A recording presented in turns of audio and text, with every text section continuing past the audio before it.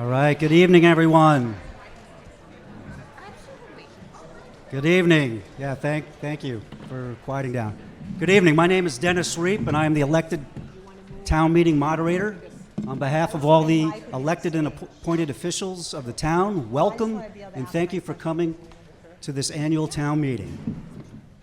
I hereby call the May 13th, 2024 annual town meeting of the town of Boxborough to order. Could you all stand for the Star Spangled Banner, sung by the Blanchard Memorial Voice Ensemble under the direction of Margie Callahan and accompanied by Felicia Way on the piano.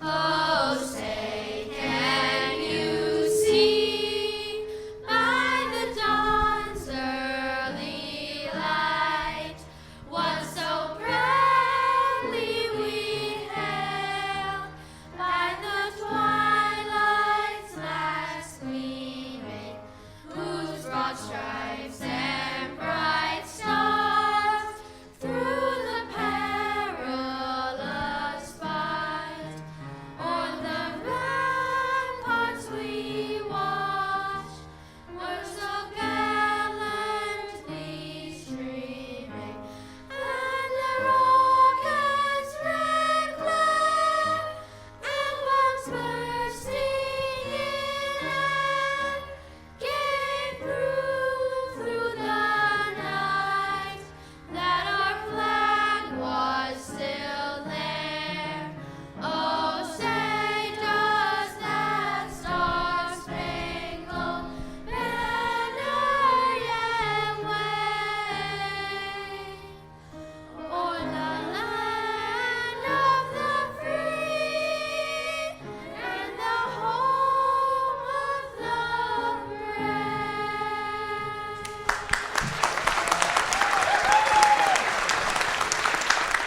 All right, next up, Ella Rowland will lead us in the voluntary Pledge of Allegiance.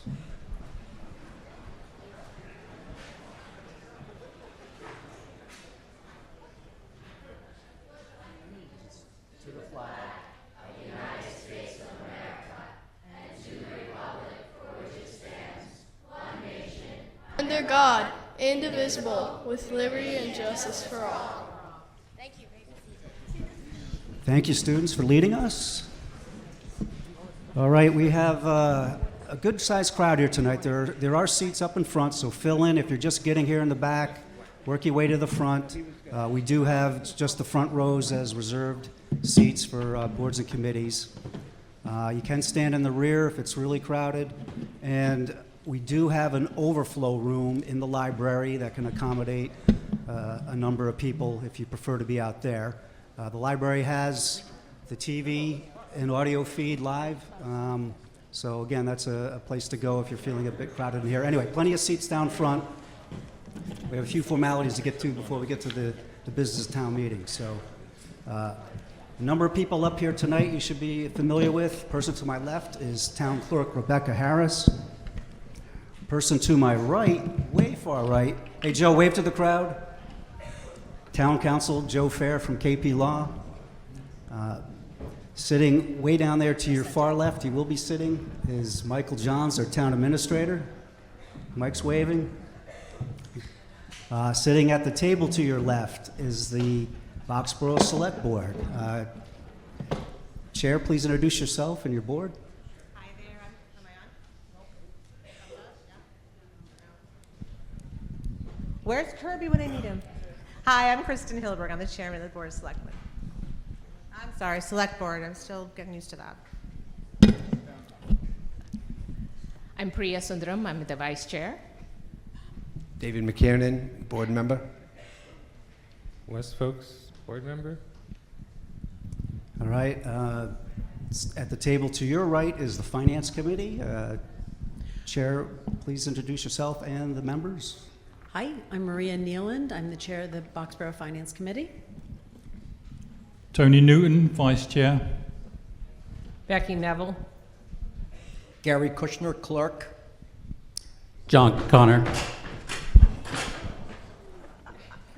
It's not just me. Keshav Srivastava, Finance Committee. George Allenbass. And Bob Stemple. All right, sitting down front, we have Assistant Town Administrator Rajon Hudson and Administrative Assistant Kelly Price running the projector so we can see the motions and presentations. Also down front is our Town Accountant, Kelly Pumpriant, to assist with any financial facts of the matter we may need tonight. In the front row of chairs, we have members of School Committee, Planning Board, and Personnel Board here tonight. We also have numerous town department heads and staff, our chiefs of police and fire, as well as members of volunteer boards and committees on hand to speak to some of the motions here tonight. This meeting is being broadcast live and is also being recorded for on-demand viewing on BXB-TV by Littleton Community Television. I want to thank Mark Crory, LCTV's Executive Director, Kirby Dolak, LCTV's Video Production Supervisor, Judy Reed, LCTV's Video Program Coordinator, Rob Crory, and David Astolfi as the BXB-TV Media Technicians. And Diane Douglas, Photographer and Logistics Coordinator, walking about the hall here. So on behalf of the town, I also extend our thanks to the Blanchard School's principal, Dana Lab, for being our host, and Blanchard School's Dan Rawls and his staff, and to Ed Kukla and our DPW staff for preparing the gym for tonight. In addition to the fine work of our paid staff, one reason town runs so well is the dedicated work of literally hundreds of volunteers.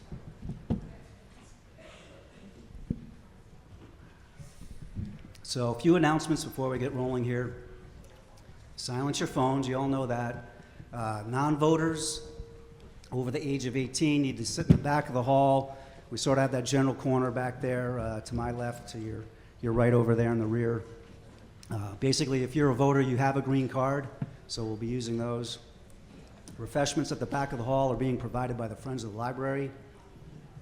Town meeting will be tonight, and if you approve the proposed procedural motion a bit later on, we'll continue, if needed, to tomorrow, Tuesday the 14th, Wednesday the 15th, Thursday the 16th. And if needed, and hopefully not, the following week, Wednesday the 22nd and Thursday the 23rd. Boxborough's municipal election is Tuesday, May 21st, 7 a.m. to 8 p.m. at Town Hall.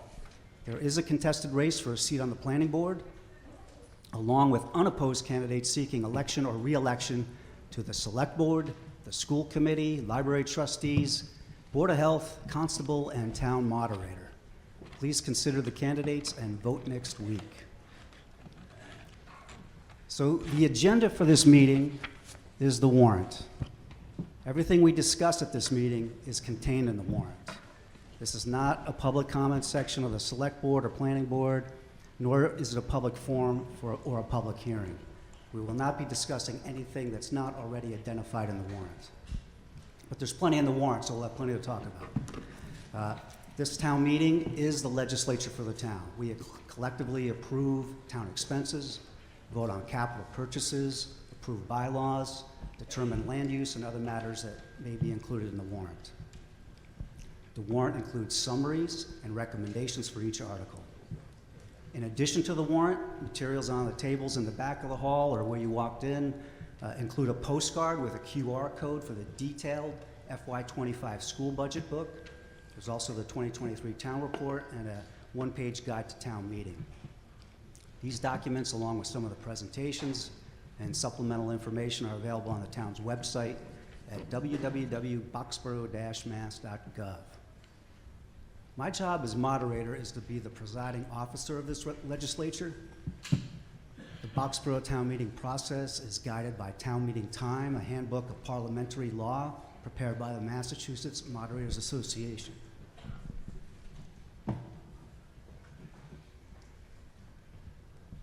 My job as moderator is to be sure that the town meeting is fair. There's a set of rules that we all understand and follow.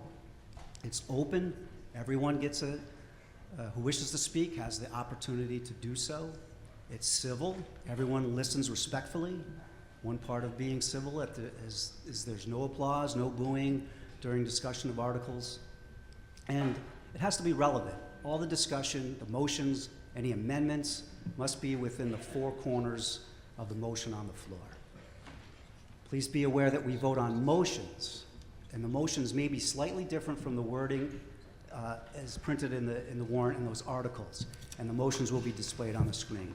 These are often very subtle changes, but you should be aware of them. Starting on page 4 of the warrant, you will find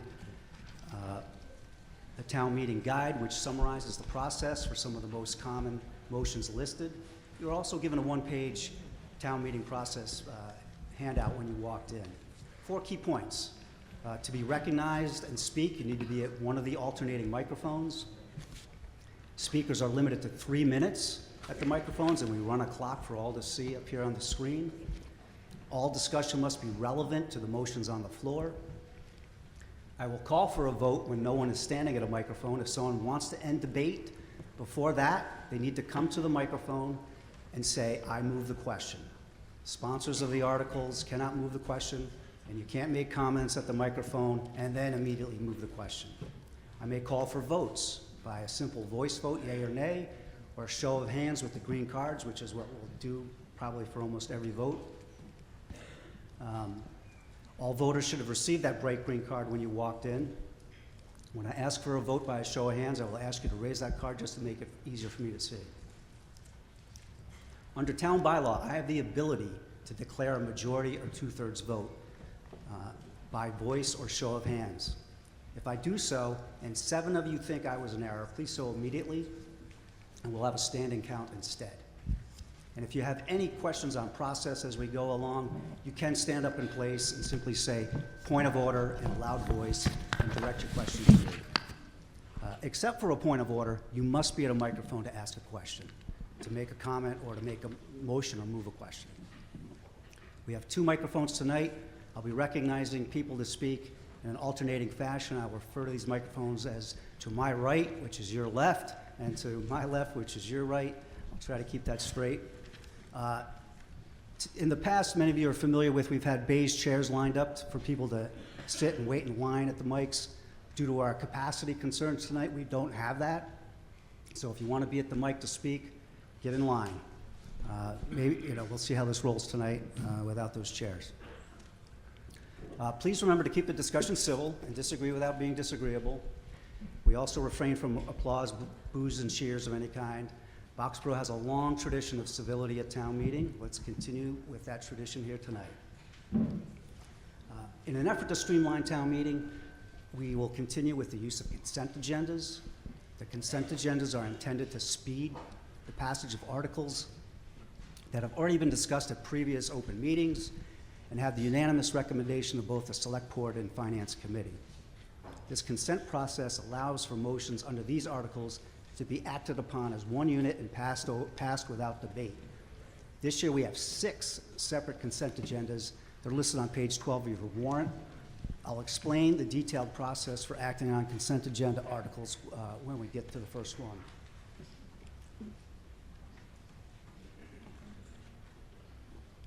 Many of you may be wondering about the special town meeting being held as part of the annual town meeting. The annual town meeting is intended to address items and proposed expenditures for the town's fiscal year 2025, which starts on July 1st, 2024, and runs through June 30th, 2025. Special town meeting is intended to address immediate items of business and proposed expenditures for the current fiscal year, July 1, 23 through June 30th, 2024.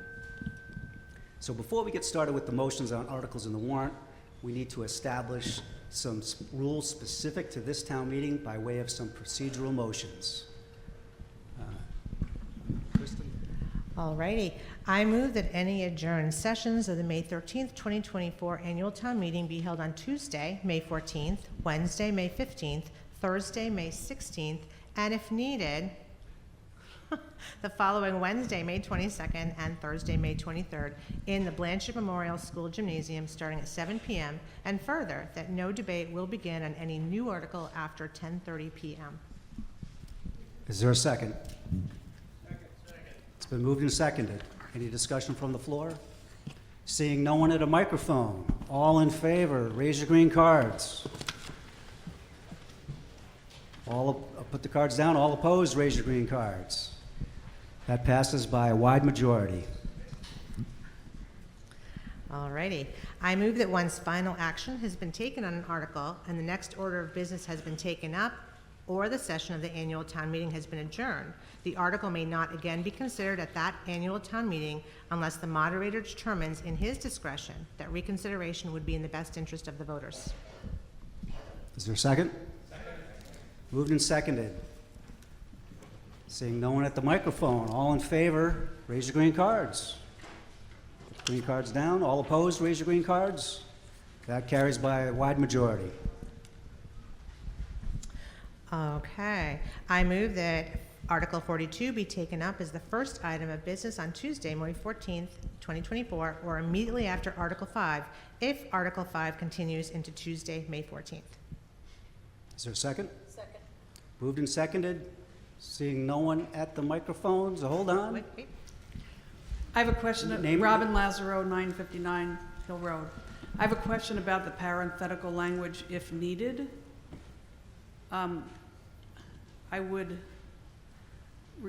like some confirmation that indeed Article 42 will be heard first thing tomorrow. Do you want to take that? I mean, essentially, the motion does not say if needed. The motion is what I just read. So I move that Article 42 be taken up as the first item of business on Tuesday, May 14th, 2024, or immediately after Article 5, if Article 5 continues until tomorrow, May 14th. So remember that what you hear might not be what you see. Thank you. You're welcome. Seeing no one else at the microphone, all in favor, raise your green cards. All right, cards down, all opposed. That carries by a wide majority. Okay. I move to adjourn the May 13th, 2024 annual town meeting until after the May 13th, 2024 special town meeting is dissolved. Is there- Do I have to read the rest in the parentheses, Joe? No.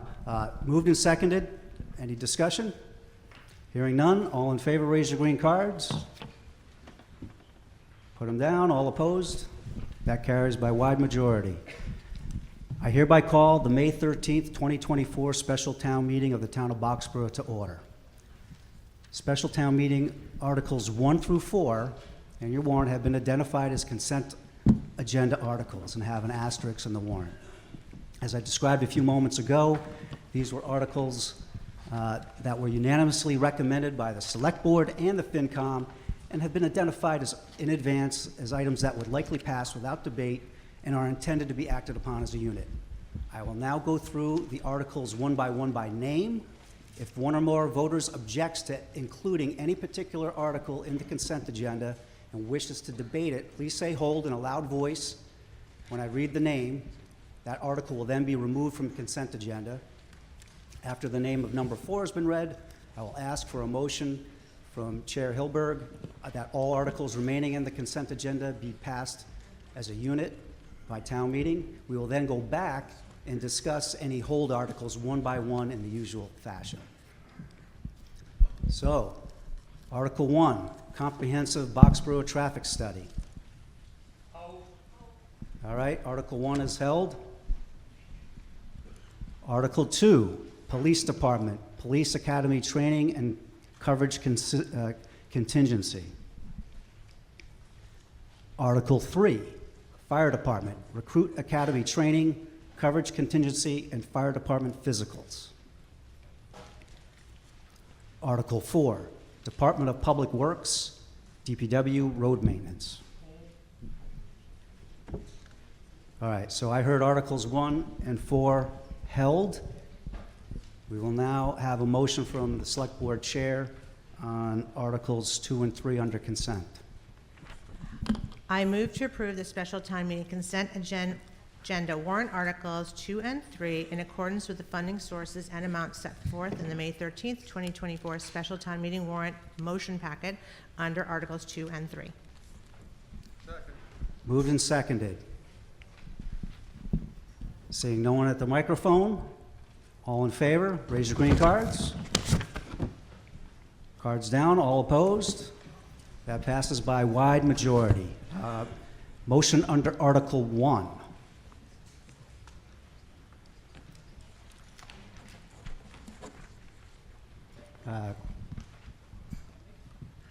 Yeah, Mark, you can make the motion. Yeah. To see if the town will vote to raise and appropriate the sum of $60,000 more or less for the funding of a comprehensive traffic study focused primarily along the Route 111 corridor and other key intersections to consider the impacts of future growth. Give him the motion. Mark, you're reading the warrant, you need the motion. Small technicality. The difference between motions and warrants, warrant articles. Okay, small print. I move that the town raise and appropriate the sum of $60,000 for the funding of a comprehensive traffic study focused primarily along the Route 111 corridor and other key intersections to consider the impacts of future growth and make comprehensive recommendations on how best to address present and future traffic and public safety. Okay, recommendation and/or presentation from the planning board. We got a slide. Okay, I'll just read the recommendation. The planning board has experienced a significant increase in applications for commercial development and firmly believes that this study will improve their decision-making when considering future projects.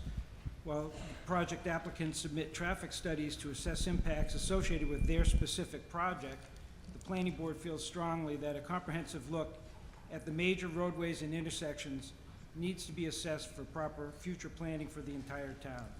Such a study, along with targeted recommendations, will give the planning board a specific basis to develop conditions of approval to mitigate traffic impacts resulting from future projects and equip the town planner with evidence needed to pursue high-value capital grants for future traffic improvements. The summary basically gives you what the money buys us. I'm here more to answer questions than to speak to what it says, because you can read it for yourself. So any questions, I'm happy to hear them.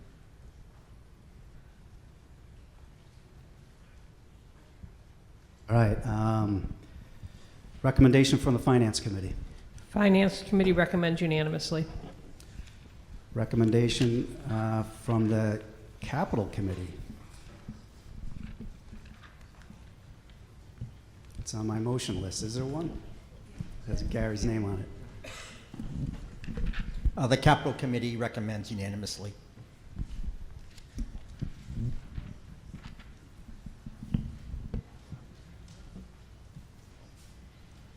We're going to stand by for a minute here while we resolve the issue with the overflow room.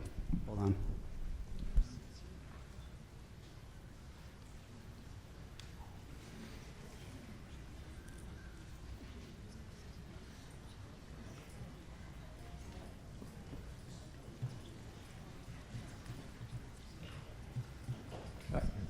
Yeah, so we have only 15 people in the overflow room, and of course the communication back and forth is a challenge, and it will slow things down. So we're inviting them to join us in here. I know, based on what I can see, there are 15 open seats.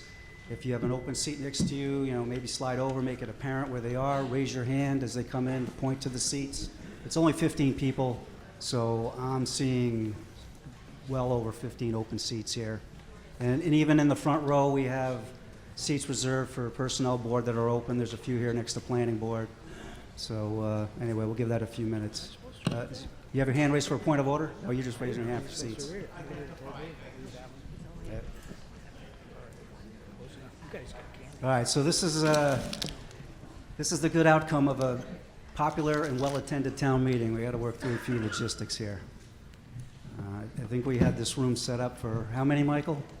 Could we squeeze? Did we figure out 500? 550. Yeah, 450 seats though.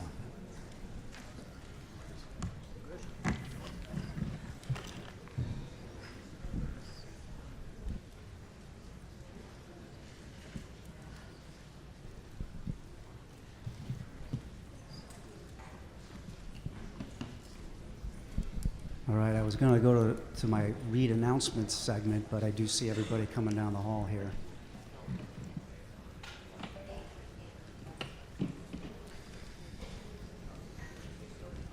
All right, overflow folks, plenty of seats down in front. Even the front row, those coveted A-row seats that you normally love to have, they're here.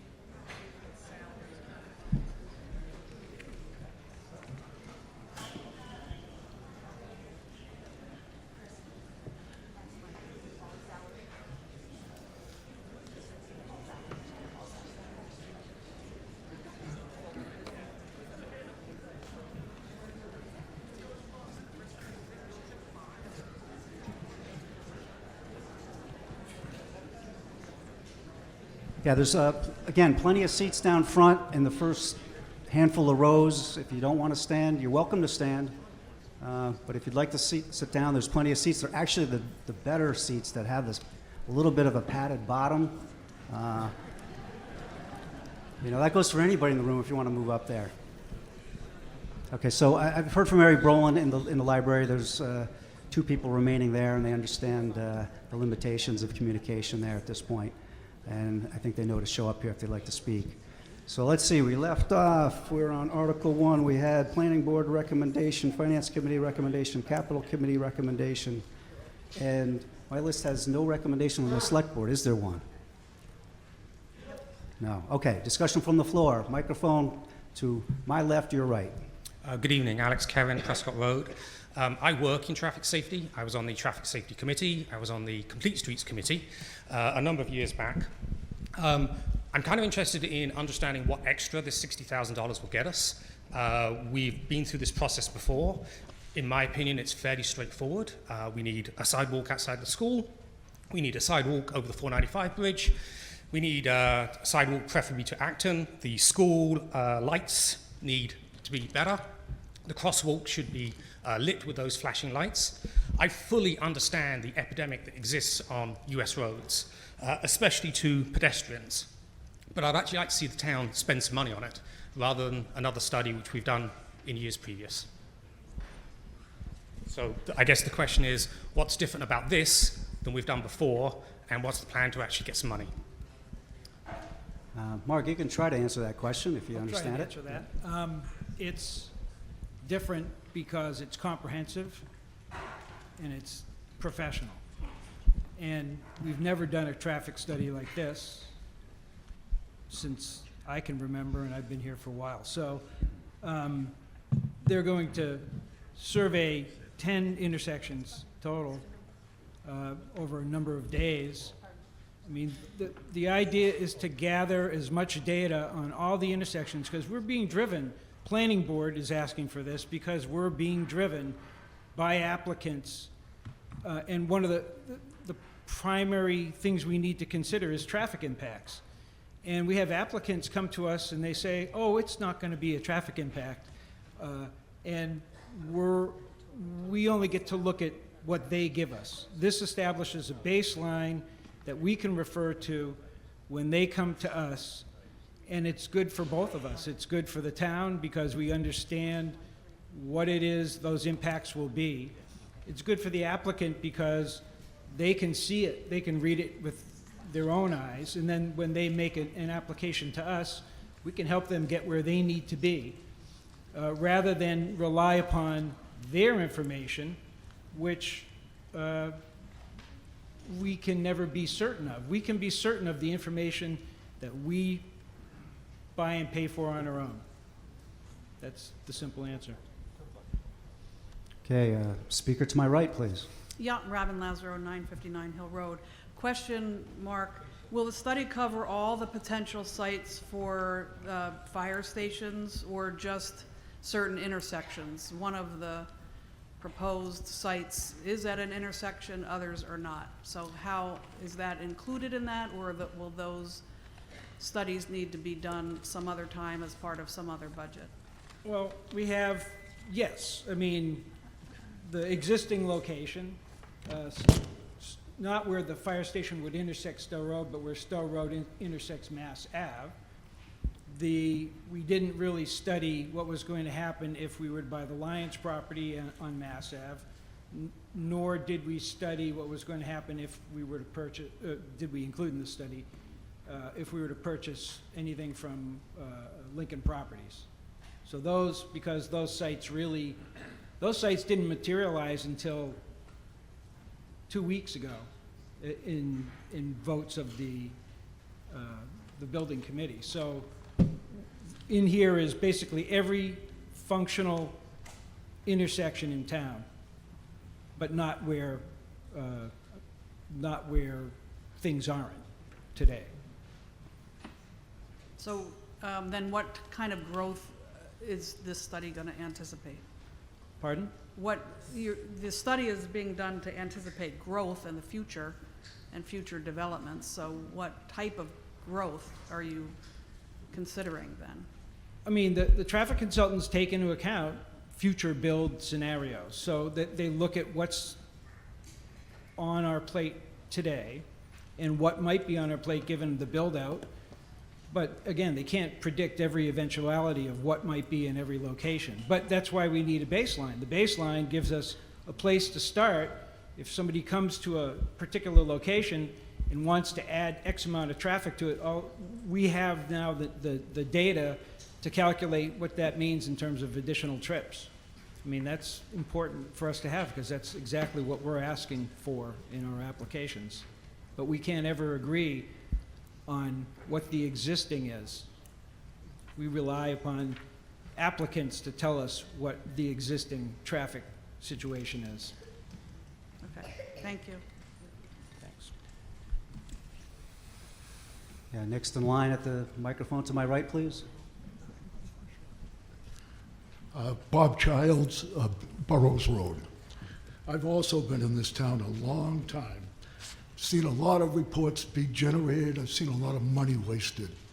My concern is that we're talking of this as like a microcosm, the town of Boxborough, but the true traffic is generated in the periphery. There's a lot, I live, as I say, on Burroughs Road. That development that did, those people travel down Chester Road to Burroughs Road to 111. You can't control that.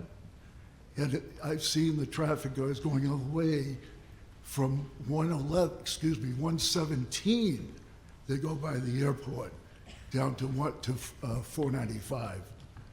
And the 111 itself is a state-owned road and controlled. What can this town do to control that? I just don't think it's going to work.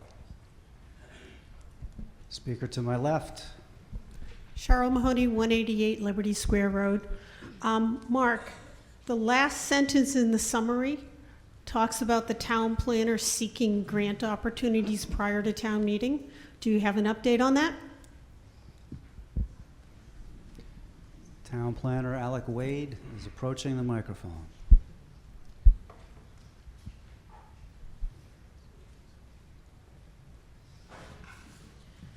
Thank you for the question. We did seek grant funding and identified one eligible grant program. However, that would put the project approximately 1 year out at start and 1.5 years out at completion.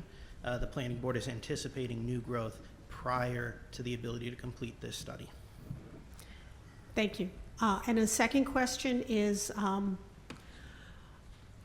this is a tool. Studies should always be used as a tool. Do you see opportunity to use this analysis and these functions, such as the police department identifying problem intersections or problem roads? I've been perusing social media.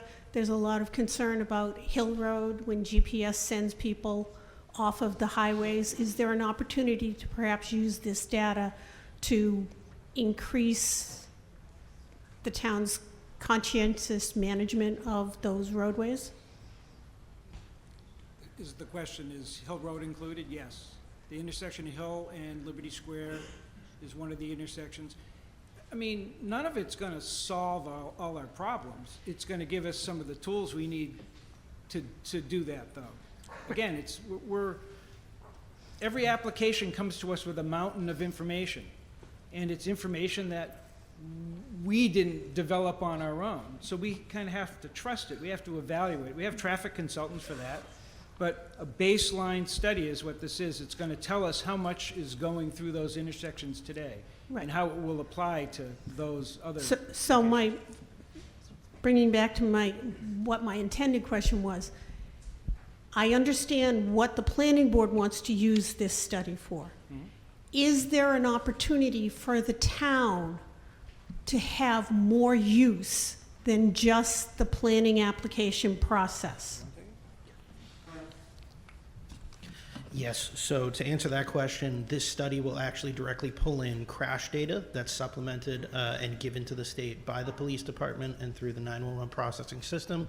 That crash data will be incorporated in summary format and will directly impact the recommendations made in the study, which will not only be given back to the planning board, but to every department and every group that works within the town, including myself. So this study could benefit most of the departments in town and most of the land use boards and committees. That's correct. A study like this would typically help guide capital recommendations in town. It would help direct fire, police, and DPW as to high priority areas, and it would help us understand where we need to best invest in your safety and future. And one last question, Alex. The other Alex referenced his work on the other traffic study committees previously. How does this differ than the analysis that they previously compiled? I believe what he was referring to previously is the complete streets work. That is a typical process that the town of Boxborough has undertaken in the past. Complete streets work is very targeted, though, towards multi-mobility and different forms of traffic.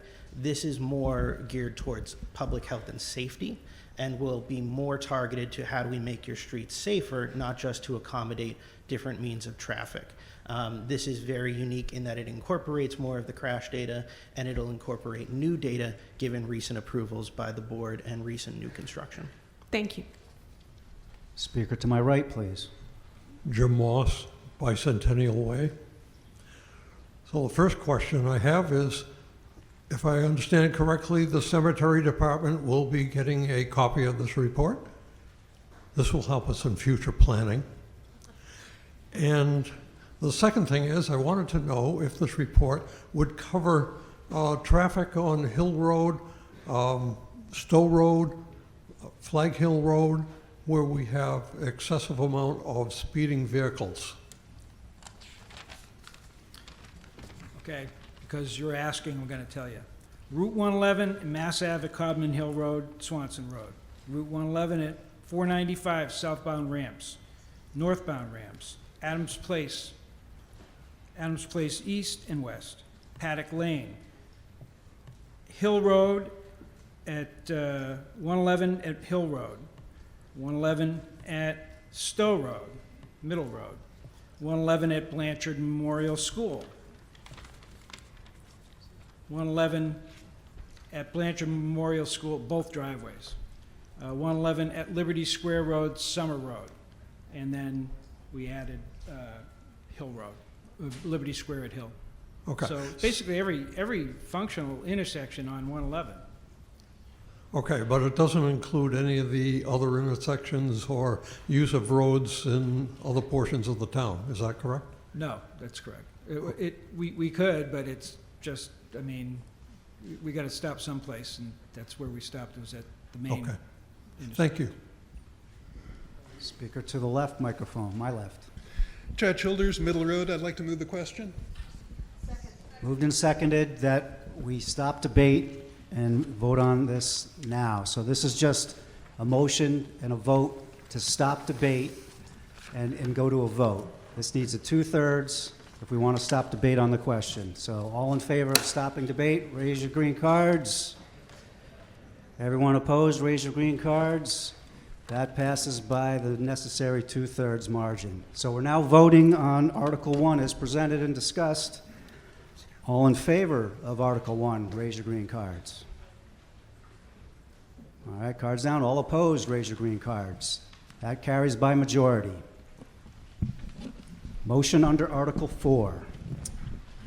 I move that the town appropriate the sum of $424,635 for the purpose of maintaining roads in Boxborough, including all costs incidental and related thereto, and that to meet this appropriation, the sum of $635 be transferred from the Transportation Network Company Fund, and that the treasurer, with the approval of the Select Board, is hereby authorized to borrow the sum of $424,000 pursuant to Massachusetts General Laws, Chapter 44, Sections 7 and 8, or any other enabling authority, and to issue notes and bonds of the town therefore.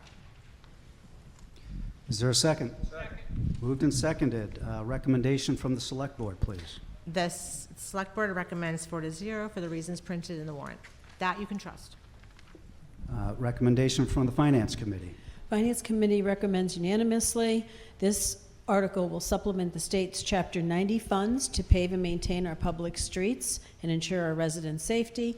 It'll also it will rebuild the culvert under Liberty Square Road where Guggins Brook crosses underneath the road, which has been closed this past year due to unusually high amounts of rainwater. Recommendation from the Capital Committee. The Capital Committee recommends unanimously. Discussion from the floor. Seeing Jim, are you approaching the microphone? Microphone to my right. I am. Jim Moss, Bicentennial Way. I'm not, first off, I want to say that I'm in favor of this, but I'd like a little bit more information.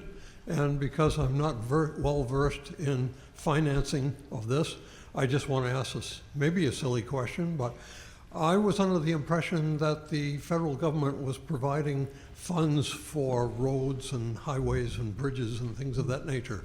Do we get any money to help us pave our roads from the federal government? And if so, how much? Michael, can you answer that, or Kristen?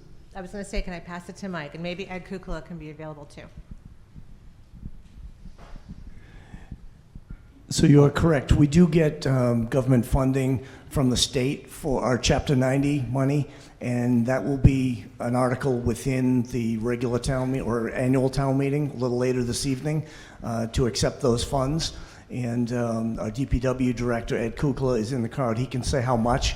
I can't tell you how much. But typically, in addition to what we receive in Chapter 90 money from the state, this town meeting typically bonds $300,000 per year to go on top of our Chapter 90 money to continue with our road maintenance annual process. In addition, this article is asking to approve an additional $124,000, as was mentioned earlier, to go towards the replacement of the culvert at Guggins Brook where it crosses, where Liberty Square crosses it. That was topped 3 times in the past year, and once there was an emergency repair done with an undersized pipe just to keep water flowing, but that was just a temporary repair. If you'd like the amount, though, Ed Kukla in the back, I think could probably provide that number.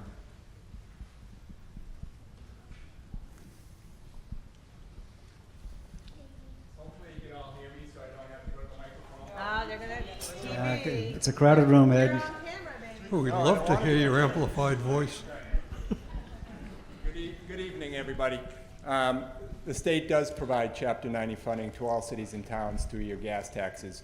Every year, our town receives approximately $200,000, which might sound like a lot of money, but that doesn't even do a mile of our road. So approximately, 10 years ago or so, the town graciously has funded our road maintenance with an additional $300,000, which usually gets us a couple of miles of road done. This year we plan on doing all of boroughs on the west end from Stowe Road to 111 and Priest Lane with the funding if the money that is used for the culvert does not exceed what we plan to do. We're not getting any additional funding from the federal government for the Biden program? I've never heard of that. Okay. Not for that. Chapter 90 comes strictly from the state, and I've been in this job for 27 years now and never seen any money from the federal government. It's always been from the state. Okay, one other question. Sure. Approximately how many miles do you pave in a year? Here? Two. Two? Around 2. Okay, thank you. It takes about 200,000 to mill and resurface a road. It's all based, the biggest cost is what our asphalt is because, as you know, oil is used in the asphalt. Okay. Okay, speaker to the microphone to my left, please. This is a question for Ed. Rita Grossman, Depot Road. Will this also include Littlefield Road, the culvert that abuts Rolling Meadow, where it seems there's some issue and the woods there is completely flooded and the water does go over the road? Yeah, you're speaking as you come off a Depot and take a right and head towards Littlefield Road?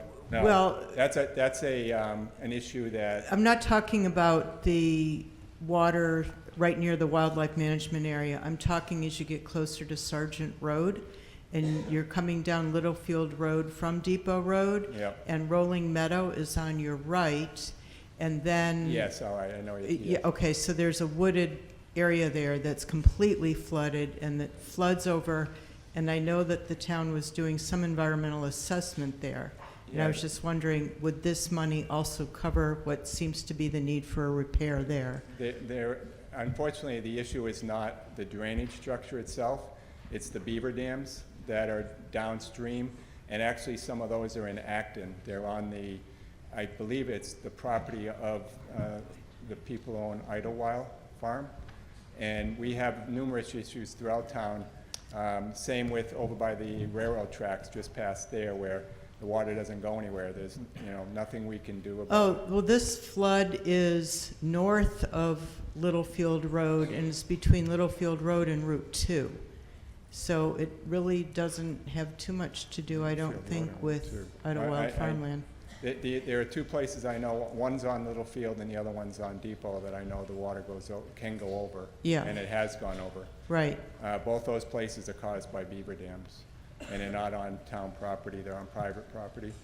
And there's, unless it's something is done with conservation or Board of Health, if there's an issue of that, we can't do anything with the beaver dam. Okay. Well, there's solutions for that too, called beaver deceivers, but anyway, different topic. Okay, thank you. Yeah, it is. Seeing no one else at a microphone. All in favor of Article 4, please raise your green cards. Aye. All right, put them down. All opposed, raise your green cards.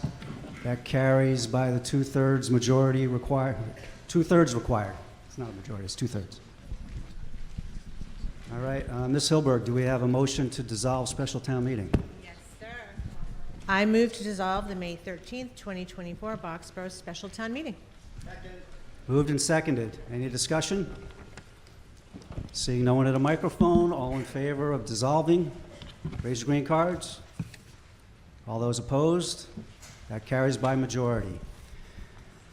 All right, the special town meeting is over. We'll now continue with the annual town meeting.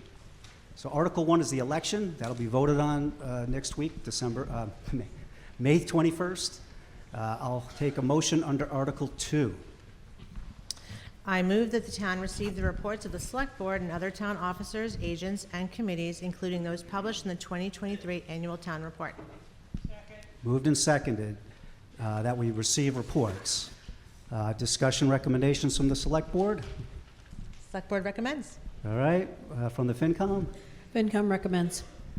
All right, seeing no one at a microphone, all in favor, raise your green cards. All, okay, cards down, all opposed? That carries by majority. So there are general state of town reports, and this year we're going to have 4 reports. We're going to hear from the Select Board, the school committee and the planning board now. The finance committee will be delivering its general report under Article 5. That's the budget. We are receiving reports, not accepting or approving. There'll be no questions or debates on these reports. It's simply for your information, and a lot of the information you'll hear will be relevant to some of the motions that you'll be hearing later on tonight, tomorrow. So with no further ado, back to Ms. Hilberg and the Select Board. Thanks, Dennis. Thank you all for being here tonight. As Dennis mentioned in his introduction, which feels so long ago, we've gotten a lot done already. This bodes well. We're doing good. Tonight's the culmination of many, many months of work, and we'll be making some really important decisions together. Remember that we might disagree on the best course of action, but at the end of the day, anyone who wants to weigh in has the opportunity to do so within the parameters he explained to us, that Dennis explained. Everyone here will have a chance to vote in the direction of each article. And if you consider the state of the world that we're in right now, this is a really, really special thing that we enjoy. And as much as I'd love to take my full 10 minutes and do a PowerPoint and tell you everything the Select Board has accomplished this year and plan for the next, we have a lot of other things to do. So here's the nutshell version. And of course, if you want any more information, the website is absolutely full. Thank you, John Hudson, for maintaining our website, full of information. You can always reach out to anybody here. One of the Select Board's biggest achievements this year has been employee retention and stability. Attrition is way down, and we've welcomed quite a few new faces to town. We're thrilled. We're so excited. And in order to continue to support this, we've been working with Mike. I'm not going to keep saying our town administrator. You know who he is. He's right here. On employee succession planning and cross-training. As you may know, we had quite a few employees transition in and out over the last several years. COVID was part of it, and just some difficult, other things going on was part of it. This caused an upset in terms of getting the business of the town done, but also took up a lot of time, energy, and money to keep us on an even keel. Succession planning and cross-training is a great way to be sure employees feel valued and have the opportunity to grow, and it also benefits town operations. We're excited to see the progress we made last year, and we look forward to keeping that ball rolling. In terms of town employees, and from my perspective, most residents who reached out to me were concerned about police department staffing. I'm happy to announce the department is now fully staffed. Thank you, Chief John Shefchuk and his entire team for making that happen. I'd also be remiss in not mentioning Coda, our new K-9. We were in a meeting. My understanding is she was going to be outside saying hi, so hopefully you got to meet her. Sorry, hold on. This is so I don't ramble. Another thing we're very proud of is transitioning to Neshoba Valley Regional Dispatch District. It went, as far as we could tell, pretty seamlessly. I personally haven't heard any complaints about the new services, and in fact, I don't think you can tell the difference when you call 911. Same thing. If you have any concerns, please reach out and let us know. We want to hear from you. And I believe the FinCom will also be showing us the financial benefit of regionalization later tonight. Another thing to celebrate. Next, the continued swelling of the ranks of our town volunteers. We would not be the town that we are today without all the people that spend, and Dennis talked about it earlier, hundreds of hours working together on behalf of the town. I'm going to encourage you to either grab a copy of the town report or scan the QR code, which I love too. We didn't kill 9 million trees this year. And take a look at all the different committees and departments that you could volunteer on. Don't be shy. Join the ranks, make some new friends, and help keep Oxbow an amazing place to live. So a few highlights of what's coming next year. We've been working closely with Mike on a list of strategic goals for 2024, and you can see the whole list on the Selectmen's page on the town website. It's going to be the blueprint for what we're going to focus on for the next year. We're also going to continue working with Littleton to bring water to our friends and neighbors on Codman Hill, Beaver Brook, and Swanson Roads. Now, that's going to come back to you for several more votes, but it's something that we'll be focusing on as we progress through the various implementation and construction phases. A large focus for the Select Board has been and will continue to be weighing our needs and wants against our financial realities. We'll be working closely with all of our department heads to be sure that services continue to be met, and we'll partner with the Finance Committee and Capital Committee as well as all the department heads to make balanced decisions. One of the things that was incredible this year, and again, I'm a new member to the board. You guys elected me last year. During budget season, we had Budget Saturday, Capital Saturday. Mike worked with all of our department heads, and we made sacrifices. People came in with their lists at the beginning saying, this is what I need. And every department head was practical and was truly looking at our needs. But when we looked at our financial reality, there started to be give and take. The library said, you know what, we'll wait a little bit. Different departments said, you know what, we'll wait in that truck, or maybe we don't need that roof right now. We can make do. And that's something that we also have a very proud history of, which is being conservative with how we spend our money. I was beyond impressed at how everyone could sit at a table and civility reigned. We worked together and we brought you what we think is a really solid, financially prudent budget. But that's for the FinCom to talk to you about. Let's see. We'll also be working with the Acton-Boxborough region as we move into leaner financial times. Now, remember, this is a nationwide problem. You can't open any newspapers. You can't, well, does anyone open a newspaper? Okay, all right. You can't scan any headline without seeing that this is what's happening as federal COVID-19 relief funds run out in September. We're not alone, but I also know, based on the past year of working together, that we're going to be able to find a way to continue to support the amazing level of education our children receive while still being fiscally prudent. The last thing I'd like to mention is the prospect of moving forward with the work needed to begin building a new fire station. This is something this town has been working on for 10 years, and we're finally at the point that a decision really has to be made this year. You'll learn more about that when Article 42 is presented at 7 o'clock tomorrow evening, and if it passes, it's going to be a major focus for the Select Board. To that end, tonight's meeting is going to give the Select Board their marching orders. Everything that you pass tonight or tell us that you want done is what we'll be working on. And again, I just can't say enough good things about all the people that put together all of this information. I mean, there's a lot in here for you to absorb. And remember, no matter how the votes go, the Select Board pledges to continue to listen and learn along with you. We don't know everything. We're learning every day. And that we'll continue to work together with all the boards, commissions, department heads, volunteers, residents, everybody, to keep Boxborough a town we can all be proud of. Okay, thank you. Up next, Adam Klein from the Acton-Boxborough School Committee.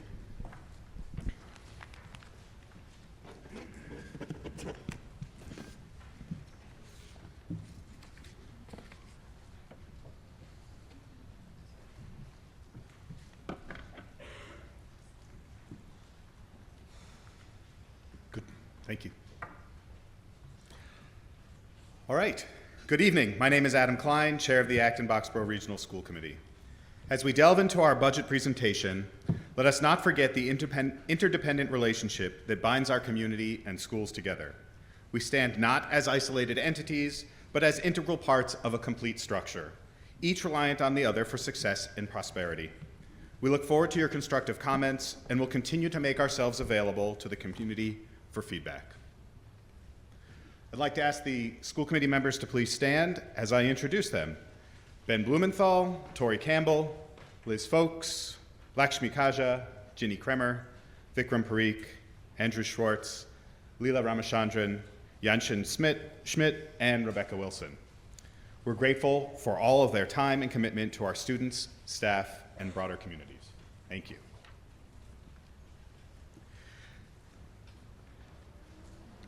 Acton-Boxborough schools are an exceptional value to our community. We consistently rank among the top schools in the Commonwealth, and 2 of our schools have been recognized as national blue ribbon schools. All of this while we spend $7.5 million less than the state average. Not only are we excellent stewards of town money, but we do more for our students with less funding. We felt it was important this year to get more into the financials than we have in past years. So let's dive more into our per pupil spending.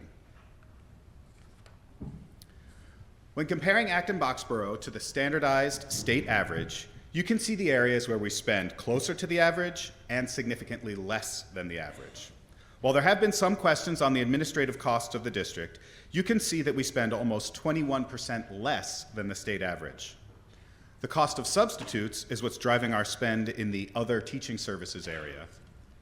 Professional development is another area where we are significantly below the state average in providing the necessary supports for our teachers to meet the needs of our students.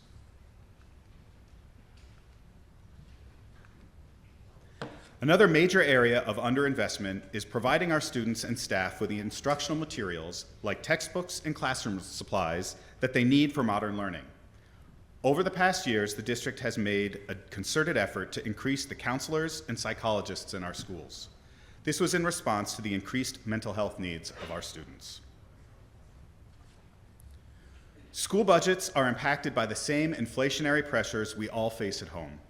You can see that over the past 3 years' budgets, the school budget remained close to or at or below 3%. This is while costs were increasing well over 3%.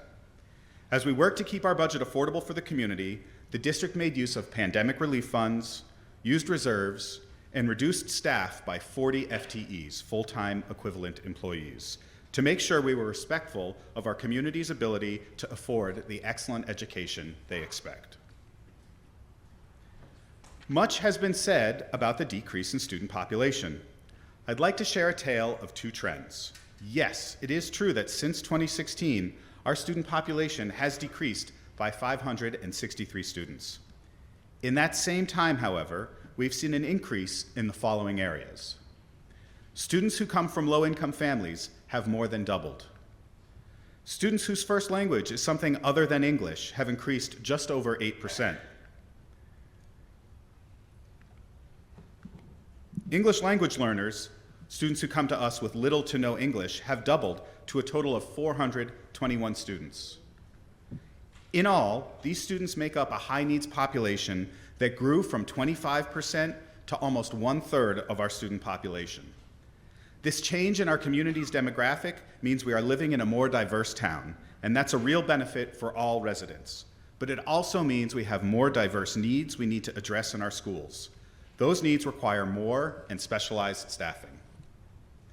In crafting the school budget, we encountered significant challenges in sustaining the current level of services for the upcoming year. Put plainly, a level services budget entails maintaining the status quo, keeping existing services intact without introducing major additions or reductions. This approach serves as a sensible starting point for our budgeting process, providing a familiar foundation from which to make informed decisions and promote responsible financial management. We do have an obligation to make sure our classrooms are supervised in case of a staff absence. Finding substitutes continues to be a challenge and is a driver in our personnel costs. Some of our students required increased special education services. The staffing required for in-school special education cost an additional $750,000 this year. On top of that, the costs for external special education programs and student transportation to those programs have increased significantly. Much has been discussed around the Acton Health Insurance Trust, which has provided health insurance for school and Acton Town employees for over 20 years. The trust experienced several months of extraordinary claims this year. This created a financial strain on the district for FY24 that would carry over into FY25. Had we remained in the Acton Health Insurance Trust for the next year, the increase in our budget would have been $3.4 million. I'll speak more about how we are addressing health insurance later. Ultimately, the school committee is proposing a budget that reduces just over $3 million from what would be required to provide level services. This will be the third year in a row where we have cut $2 to $3 million from our level services budget to close the gap between costs and available revenue. And once again, we're not anticipating a meaningful increase in revenue from state sources. As you can see here, the new revenue comes from a migrant shelter grant, as well as a variety of new and increased student fees, such as kindergarten, athletics, activities, among others. These fees do move some costs to the users of the actual services. However, it's essential to consider the potential impact on access, equity, and participation as these fees increase. Outside of staff cuts, savings come from a reduction in technology and capital budgets, as well as that employee health insurance. We are moving to a statewide health insurance program that reduces risk and minimizes volatility. This was a good first step in ensuring our schools remain financially sustainable for the future. We expect to see savings from our switch to the new program. However, we are anticipating those savings will be needed to pay off the remaining claims during the transition. As previously mentioned, this will be the third year of staffing cuts. The past 2 years have seen cuts to almost 12 FTE in district leadership and administration, just over 14 FTE in the elementary schools, and roughly 13 FTE in the junior and high schools. In addition to the 40 FTE from the past 2 years, next year's budget includes an additional 20 FTE reduction across all areas of the school district. As always, the district continues to evaluate programs and class sizes to make sure they stay within school committee guidelines and provide an appropriate education for all students. As we mentioned earlier, our demographics and needs of our students is changing. So even in a challenging budget environment, we identified opportunities to provide modern and relevant curriculum. These important investments represent 0.2% of our budget. The final proposed budget for FY25 is just over $114 million. This represents a 7.68% increase over the FY24 operating budget. The final assessment to the towns is approximately $95 million. In previous years, the use of reserves reduced the assessments to both communities.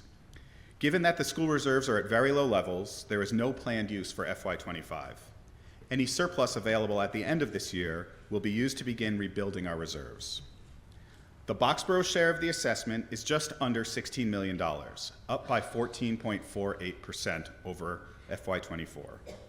Our increase is higher due to the shift in enrollment as calculated over a 3-year rolling average. In other words, Boxborough enrollment is increasing at a faster rate than Acton. Looking at the budget history for the school district, you can see that over the past 7 years, we have consistently worked to keep our operating budget within the available resources of the two communities. The increase in expenses from the past 3 years of high inflation have led to the correction we are seeing for FY25. This correction is expected to be a one-time event as actions like the switch to the new health insurance program and the elimination of the use of reserves have already been taken to make our budgets more sustainable for the future. While the district is forecasting a 3.8% increase in our operating budget for next year, it should be noted that increase will be higher for Boxborough because of enrollment trends. Looking forward, the committee is dedicated to engaging with the community around identifying additional opportunities to ensure the budget remains within the resources of our communities. We wish to extend our gratitude to the leadership of the town for their collaboration in this year's budget and look forward to continuing our work together in the future. Before we leave you tonight, we wanted to share some brief highlights from the past year.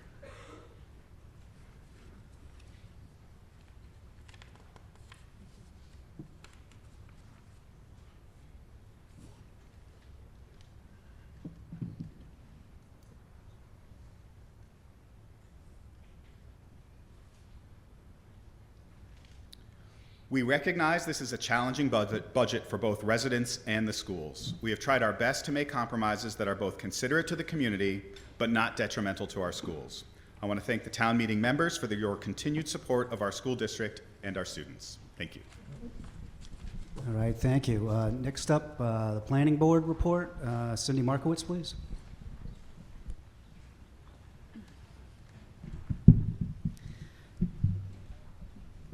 Good evening. My name is Cindy Markowitz, and I am a member of the Planning Board. I'm just going to give you a brief overview of Planning Board activities over the year. I don't have any slides. I don't think I can compete with that fancy slide presentation. The Planning Board has been very productive since the beginning of the fiscal year last July. Planning Board members during the current year include Mark White as chair, Rebecca Werner as clerk, Kathy Vorse, Rich Gazzardi, myself, and associate member Janet Keating-Connolly. During the past year, we reviewed several new development proposals, including 2 subdivision applications and several site plan and special permit applications. We received approval by the Attorney General for the zoning bylaw and general bylaw changes approved by town meeting last spring. These included an expansion of the accessory apartment zoning bylaw brought by member Kathy Vorse and the tree protection general bylaw brought by member Rebecca Werner. Planning board members also participated on a variety of other town boards and committees, including the Community Preservation Committee, Design Review Board, Economic Development Committee, Water Resources Board, the Building Committee, and the regional and sub-regional planning groups of MAGIC and MAPC. During this past year, we continued our follow-up for recently approved projects, including the Enclave and buildings at the park at Beaver Brook, including newly constructed Building 400, which is occupied by TUV Rhineland, and modifications at Building 200, occupied by Medtronics. We partnered with our consultants to review stormwater issues under the new stormwater bylaw and brought about the traffic study article that you heard about earlier this evening to help the board obtain baseline traffic information to assist in our review of future development projects, and thank you for your vote to approve that study. Regarding upcoming zoning articles, the Planning Board is presenting 2 zoning bylaw amendments at this town meeting. The Planning Board held duly advertised public hearings on the proposed zoning bylaw amendments as printed in the 2024 annual town meeting warrant under Articles 44 and 45 on February 12, 2024, and voted unanimously to recommend the amendments on that date. Article 44 is a minor modification to reinstate language regarding nuisances that was deleted through an erroneous determination by the Attorney General's office when reviewing our zoning bylaws last year. Article 45 is for minor language changes associated with the accessory apartments, also known as the accessory dwelling units bylaw, which was updated last year. Presentations on both articles will be given as those articles come up during this town meeting later in the event. The Planning Board wants to thank our town planner, Alec Wade, and Department Assistants Mary Nadwarski for their continued support of the board. The board also wishes to thank the rest of Town Hall staff that has supported us extensively throughout the year. We encourage members of the public to attend our meetings, which are generally held twice a month on Monday evenings and are also rebroadcasted on BXB On Demand. Thank you very much. All right, thank you. As I mentioned earlier, the Finance Committee will be delivering its general report under Article 5. Moving right along, motion under Article 3, please.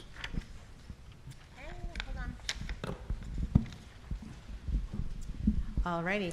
I move that the town fix the salaries and compensation of various elected officials for the fiscal year beginning July 1st, 2024 as follows. Select Board members, 0. Board of Health members, 0. Town Clerk, $80,131. Constables, $3 for each copy of the warrant or copy of the warrant posted. Planning Board members, 0. Members of the Acton Boxborough Regional School Committee, Boxborough members of the Acton Boxborough Regional School Committee, 0. Library Board of Trustees, 0. And the Town Moderator, 0. Moved and seconded. Recommendation from the Select Board, please. The Select Board recommends unanimously. Recommendation from the Finance Committee. Finance Committee recommends unanimously. Seeing no one at a microphone, all in favor, raise the green cards. Cards down. All opposed, raise the green cards. That passes by majority. Motion on... Oh. We're going to move on to Article 4, but I want to preface this one a little bit. Motion under Article 4 involves 2 separate items, so to make it easier to explain, discuss, and vote on the motion, there will be 2 separate discussions and votes with 1 discussion per vote per item listed on the warrant. So we'll start off with the general motion. Lee Slade of the Personnel Board, please. Thank you, Mr. Moderator. Lee Slade, 380 Burroughs Road. I'm Chairman of the Personnel Board. On vote 1, I move that the town amend certain administrative sections of the Personnel Administration Plan in the manner that's set forth in the document on file with the town clerk titled Proposed Changes to Personnel Administration Plan and also available on the town's website as set forth in the May 13th, 2024 annual town meeting warrant. Second. Moved and seconded. And did we get a motion on the overall to start? Amend certain sections, or did you go right to vote 1? I went right to vote 1. Yeah, so let's get the main motion up top first. Okay, first motion. Yeah. It'll sound very similar. I move that the town amend certain sections of the Personnel Administration Plan, including the classification and compensation schedule, in the manner that is outlined in the document on file with the town clerk titled Proposed Changes to Personnel Administration Plan and also available in the town's website as set forth in the 2024 annual town meeting warrant. Second. All right, moved and seconded. So we have the primary motion. We've got the vote 1 motion on the floor. It's been moved and seconded. Recommendation and discussion from the Personnel Board. Mr. Slade. Personnel Board recommends 4 to 0 unanimously. All right, recommendation from the Select Board. Select Board recommends 4 to 0 unanimously. Recommendation from the Finance Committee. Finance Committee recommends the changes in the plan, clean it up, and make the plan more consistent. Seeing no one at a microphone. All in favor of the vote 1 motion, raise your green cards. All opposed, raise your green cards. That carries by majority. Motion under Article 4, vote 2. Thank you, Mr. Moderator. Vote 2, I move that the town amend the classification and compensation schedule of the Personnel Administration Plan in the manner that is set forth in the document on file with the town clerk titled Proposed Changes to Personnel Administration Plan, and also available on the town's website as set forth in the May 13th, 2024 annual town meeting warrant, which schedule includes a 3% wage adjustment as stated in the May 13th, 2024 annual town meeting warrant. Moved and seconded. Recommendation from the Personnel Board. Personnel Board recommends 4-0. Recommendation from the Select Board. The Select Board recommends 4-0. Recommendation from the Finance Committee. Finance Committee recommends unanimously. Seeing no one at a microphone, all those in favor of vote 2, raise your green cards. Let's vote 2, Article 4. All opposed, raise your green cards. That carries by majority. Thank you, Mr. Slade. Okay, so Article 5 is the budget. As the operating budget of the town, Article 5 is one of the most important articles we consider for each town meeting. I'll ask you to turn to page 35 of the warrant. We'll be following our usual practice of considering the budget item by item. But before we start that process, the Finance Committee will make a motion, and they'll present the report and recommendation. The Select Board will make a recommendation, and then we'll get to the floor going through line by line. So, motion from the Finance Committee, please. I move that the town raise and appropriate the sum of $27,996.63. Let me try again. $27,996,663 for the operation and expenses of providing public service for the fiscal year beginning July 1st, 2024, for the purpose for which funding are set forth in the department account numbers 114 through 915 and any subheadings included under said account numbers as printed in Article 5 as of May 13th, 2024 annual town meeting warrant under the heading FY25 budget summary, with the exception of Department 222 total fire salary, which is reduced by $60,000 to $1,328,818, making the new total to be raised $27,936,663. Moved and seconded. Report and recommendation from the Finance Committee, please. So I'm going to do the report from here. Can you guys do the slides? Do you mind?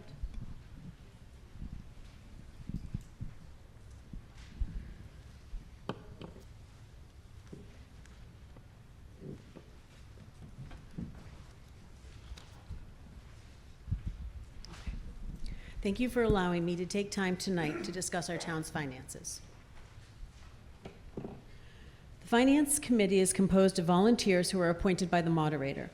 We represent you, the taxpayers, and we take that very seriously. We are extremely careful when approving expenditures that impact your tax rate. And while we may respectfully disagree on various items as a Finance Committee, we will provide you both sides with all the information so that you can make the most informed decision possible. This year, the Finance Committee worked with TA Mike Johns and the Select Board to create town-wide financial policies that we used as a guide during the budgeting process. Next slide. Each year, we strive for a collaborative budget process. This year, we also work together to balance all of the town's resources and reserves to fund the needs and services. I'd like to thank the Finance Committee for all of their time and effort, and I mean all of their time and effort. It was a lot this year. Our town administrator, the Select Board, the department heads, the chiefs, the town staff for making this budget process a true collaboration. And as always, our boss, the moderator.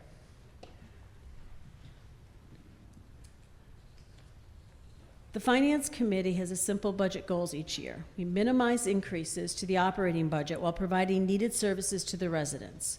Manage the overall operating budget with no automatic increases and use historical data as we move forward. We provide increased services. Proposed increased services are separate warrant articles and not within Article 5. We manage long-term debt via the capital planning process. This year, the Finance Committee and Select Board worked together to stand up a capital committee. This committee will work in collaboration with the TA and his staff to manage our long-term debt and future capital needs. We also address unfunded retirement benefits, also known as OPEB, and we manage our reserves using it strategically to offset items throughout this warrant. FY25 has been a budgeting challenge, but the Finance Committee was able to use our reserves to help offset the effect of an unanticipated historically high increase to our school assessment. The Finance Committee spent a great deal of time understanding how our decisions would affect the town's financial needs, including next year's operating budget, a much-needed new fire station, dealing with water concerns throughout the town, and potentially, down the road, a renovation of the police department, just to name a few. You will hear a lot about tax levies and overrides. The levy is the amount a community can raise through property taxes. A levy limit is the limit to the amount of taxes that can be raised through property taxes by Prop 2.5, plus new growth. The new growth over the last 5 years has been, that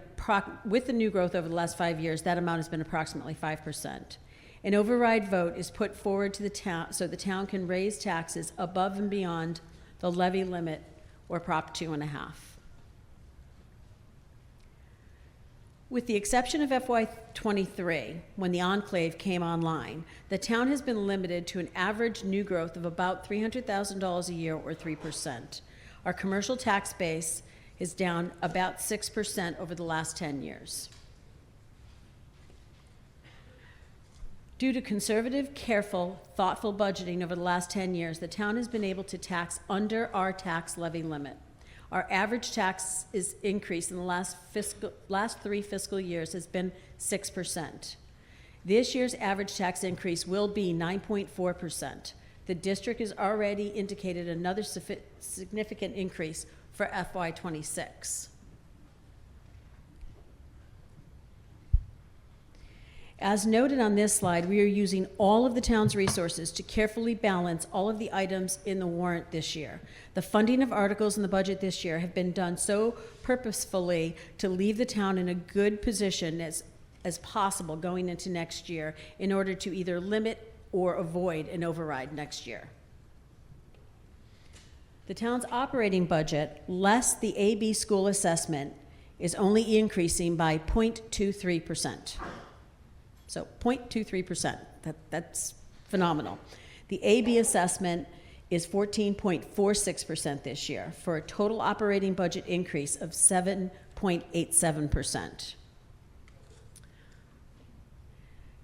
As I just said, the town's operating budget, less the AB assessment, is only 0.23%.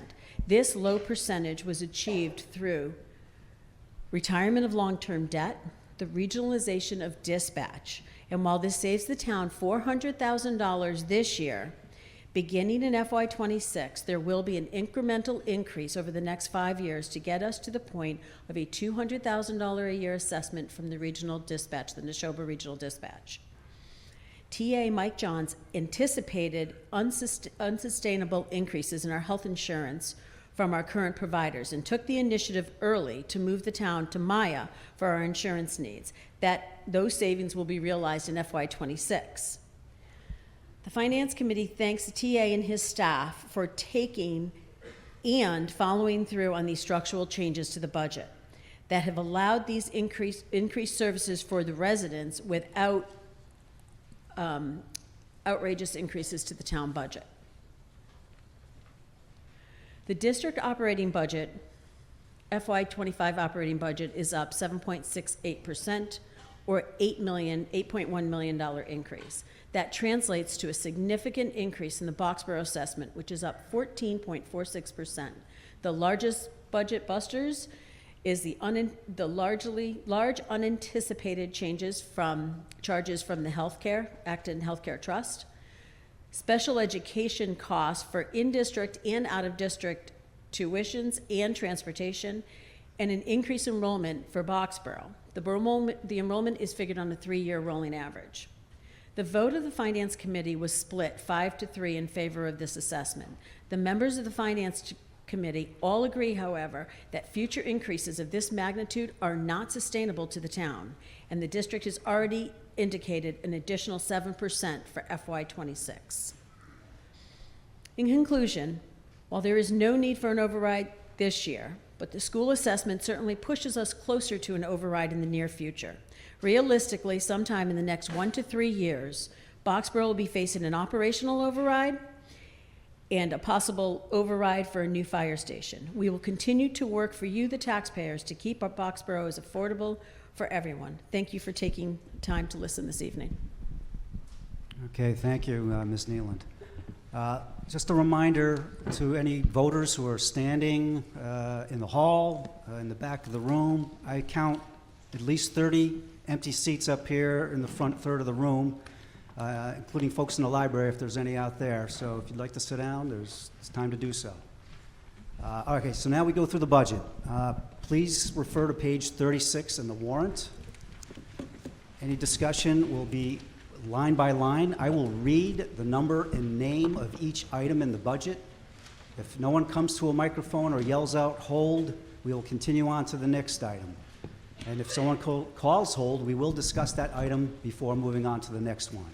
When we've reached the end, we'll call for a vote on the entire budget, along with any amendments that may come along through this process. So,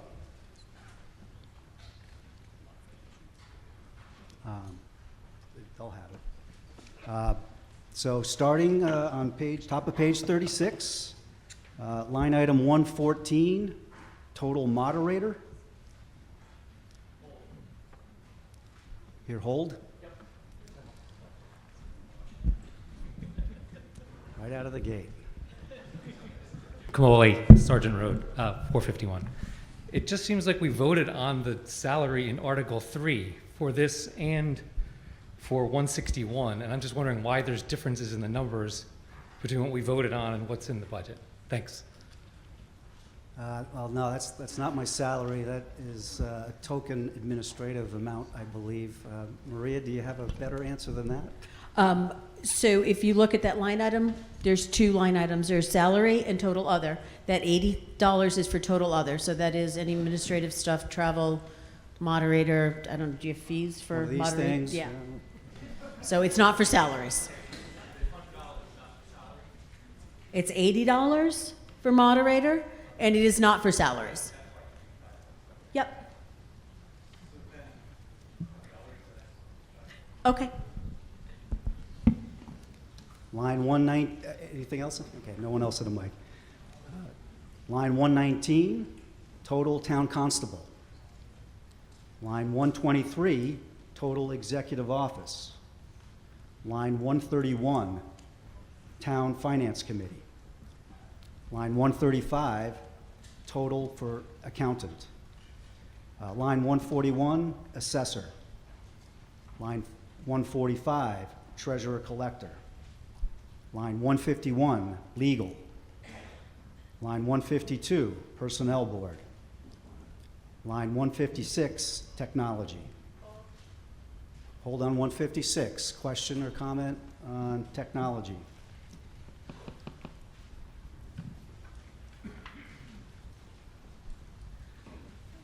Yes, thank you. I was just wondering if we could get an... Just name and address, oh, please. sorry, Cindy Markowitz, 99 Meadow Lane. I was wondering if we could get a summary of what items go into that, the other line item there for technology, and if we get an update as to whether we're still contracting with Guardian as the entity to provide our emails, and if you could give us an update on whether that's going to continue or that's changing. Thank you.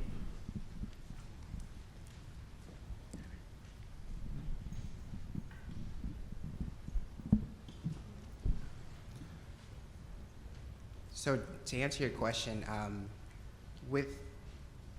so for information technology, that includes our contracted costs, our consultant costs, our software costs, as well as that does also include include what we pay Guardian for each fiscal year. And to answer your other question, yes, we are currently still contracted with Guardian. We have explored other options, and one thing we're looking at for this fiscal year is other options for managed IT service providers as well. Managed IT service provider. So essentially, off-site IT department. That's essentially what it is.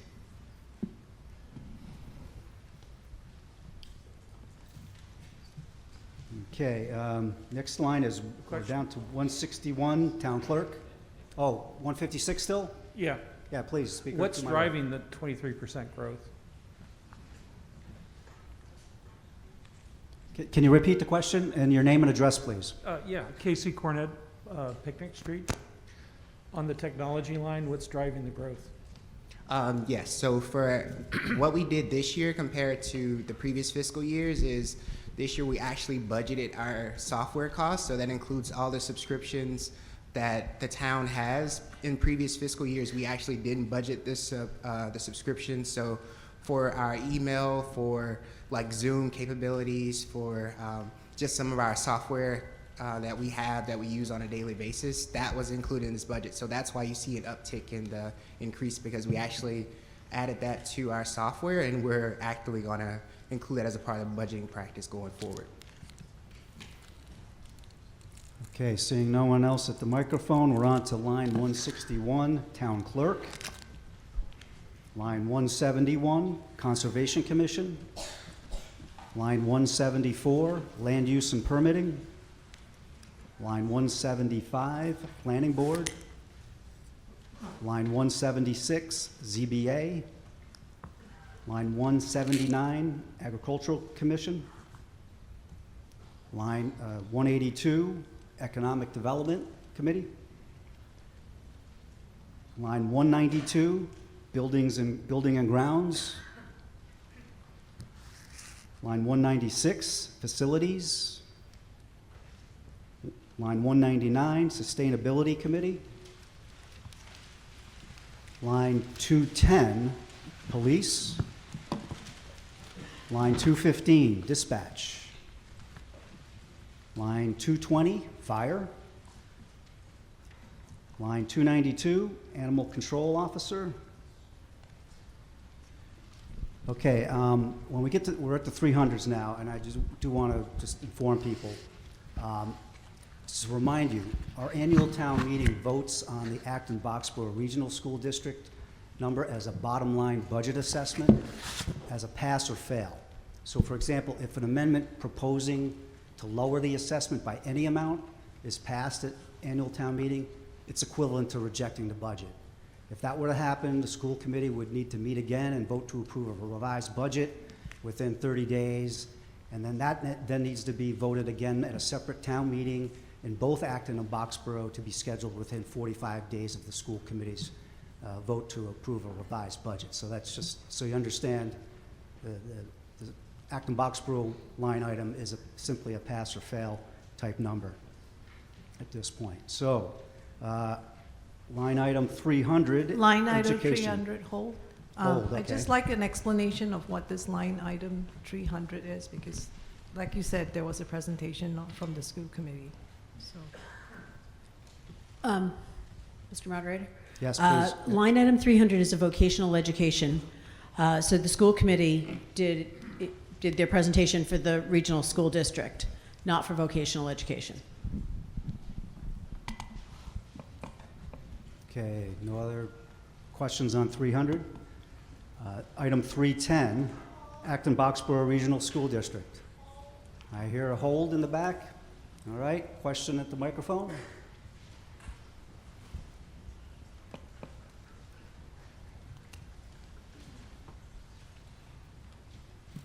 Cheryl Mahoney, 188 Liberty Square Road. I'd like to address to Ms. Nealon's points that increases like this are unsustainable. So, to Ms. Hilberg's comment that the country knew this was coming. So, the school committee knew that ARPA funds were going to run out, They also knew for years there were issues with the Acton Health Insurance Trust and the fact that reserves were being spent down. So, and I invite Acton Boxborough School Committee to address my concerns, but it's my understanding that the reserves are spent down in such a way that when these catastrophic health claims came in, there was no meat to pay for them. There was no offset. So they had to come back to the subscribers to take care of that. So my question going forward is, what measures is the district going to take so they do not experience forecastable deficits that are impacting our budget the way they are right now? Can you address the question? I'll attempt to address the question. So the district is no longer using reserves, as I mentioned in my presentation, to help offset district expenses and to reduce assessments to the communities. And as we also mentioned, our switch to health insurance will also help to smooth out some of the changes in expenses. Beyond that, the district is beginning to form a task force to look at our budgeting, and as I mentioned, we're trying to come with that task force to produce a more sustainable budget for the community. That being said, as you saw in the FinCom presentation, in our own presentation, costs are going up, and they're going up higher than 2.5% or 3% a year, and we are doing our best to manage those, and we have cut, like I mentioned, we'll have cut 40 FTE over the past 3 years, and we continue to evaluate programs to make sure that we are providing sustainable but a valuable education for our students. So that being said, what is the intention of the school district to use the reserve for? The reserve is typically used for one-time expenses, and as I mentioned, because our reserves are at such a low level, we're not using reserves for the next year. We are required, or we're not allowed to carry more than 5% of our operating budget in reserves, and we have a policy to carry about 4.75% of our operating budget in reserves. And my last statement is just a comment. I was disappointed when I finally did locate the superintendent's presentation on the budget on the website, and I understand you have to speak to the input you received at your budget meetings, but I was very disappointed that the cuts seem to be coming for the services provided to the marginalized population of the AB school district, and not to entitlement programs, which are the marquees of this district. Okay, speaker to my right again, in line. Christine Marlowe, Depot Road. I have major concerns with the budgets. As many of us all know, our taxes went up quite a bit this year when we got our first tax bill in January because of the reassessing of our homes. And that's putting a strain on everybody. So I looked at mine, it's like 18% increase. So we have people in our community, as being pointed out by the school, that are lower income. We have a lot of people on fixed incomes.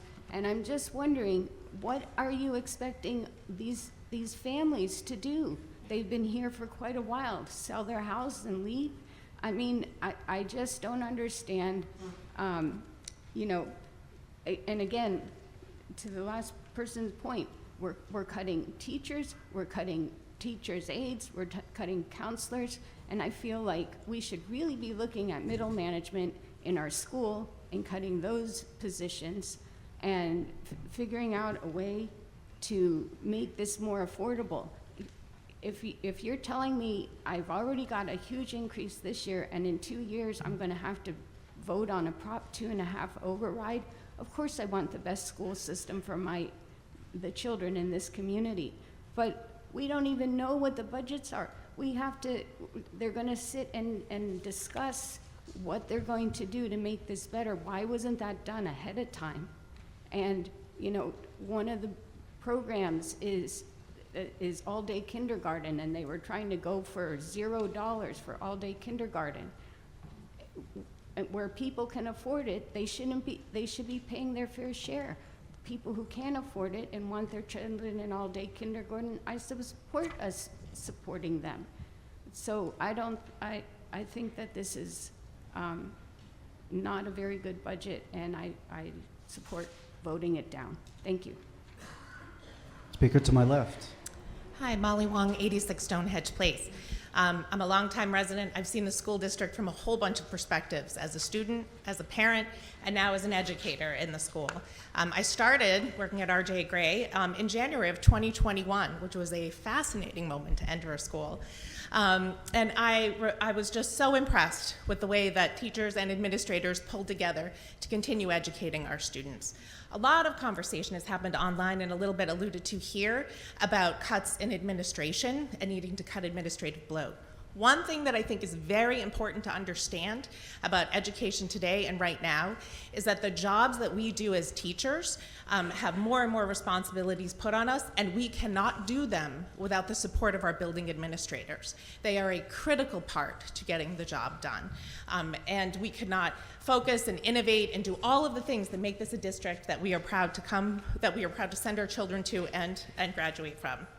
There are a lot of places to give your input about budget decisions.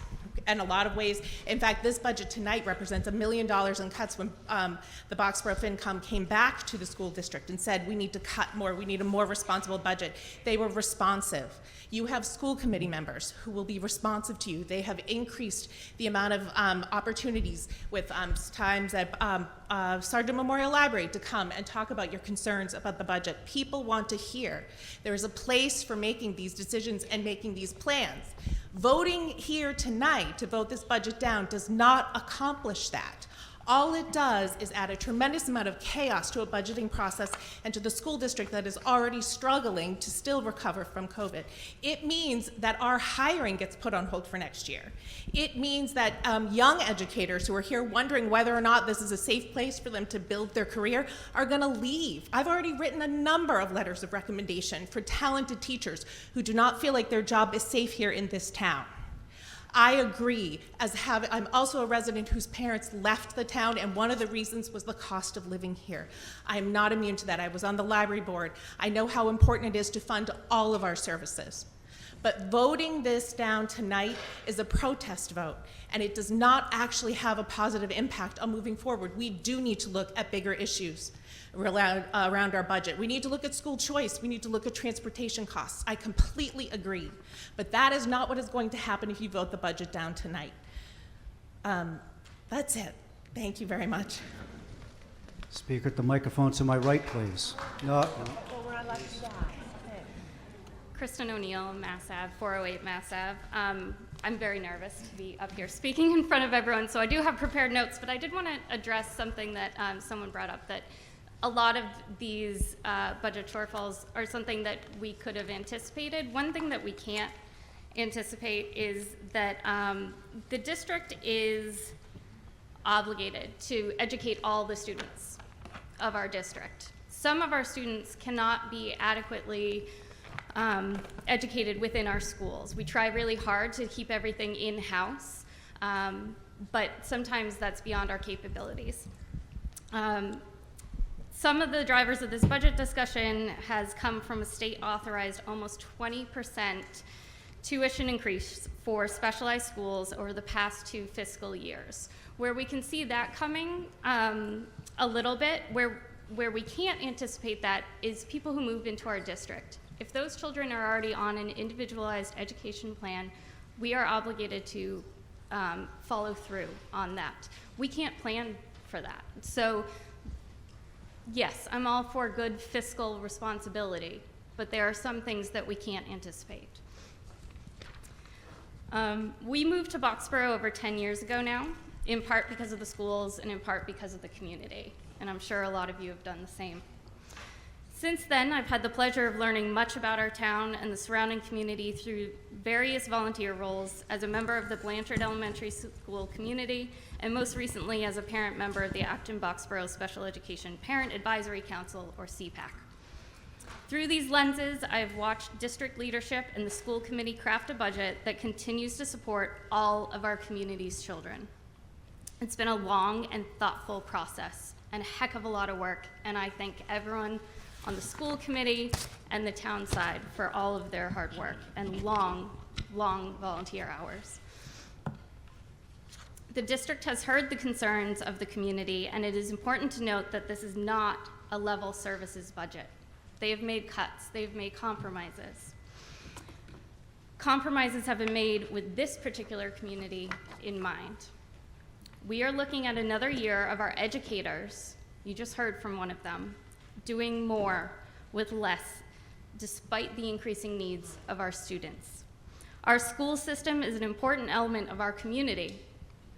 We must provide the financial support it needs so the needs of our kids can be met.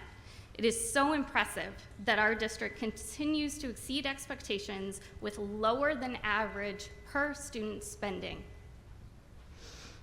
I wonder how long our dedicated educators can keep at that pace and what happens to our community as a whole if the schools cannot support our children in the ways that they deserve and require.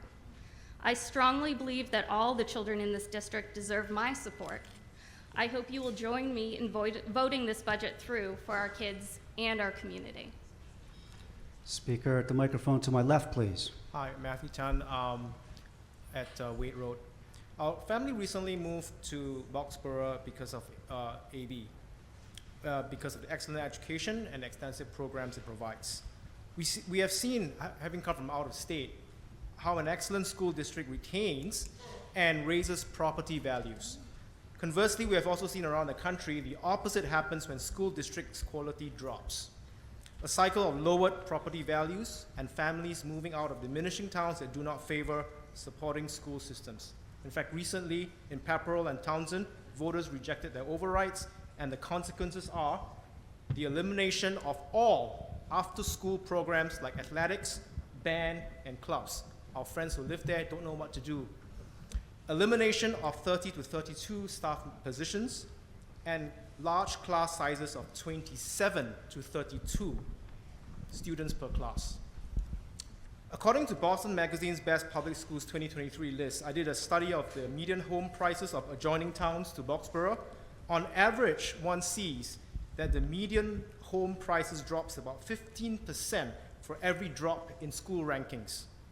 While this is not the only factor definitely affecting home prices, Concord is an exception, it's very expensive, it certainly seems to be one of the factors.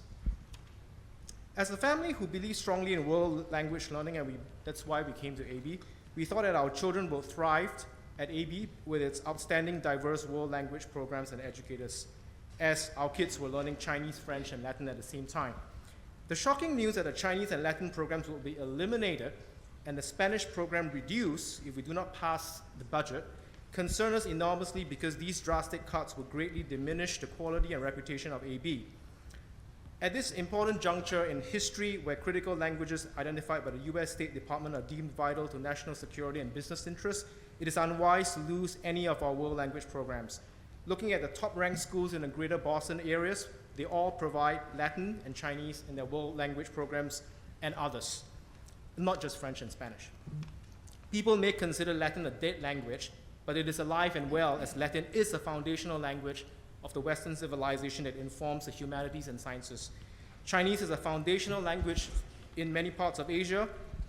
In Asia, school children learn English as a second language, while few here in the US are familiar with any Asian language.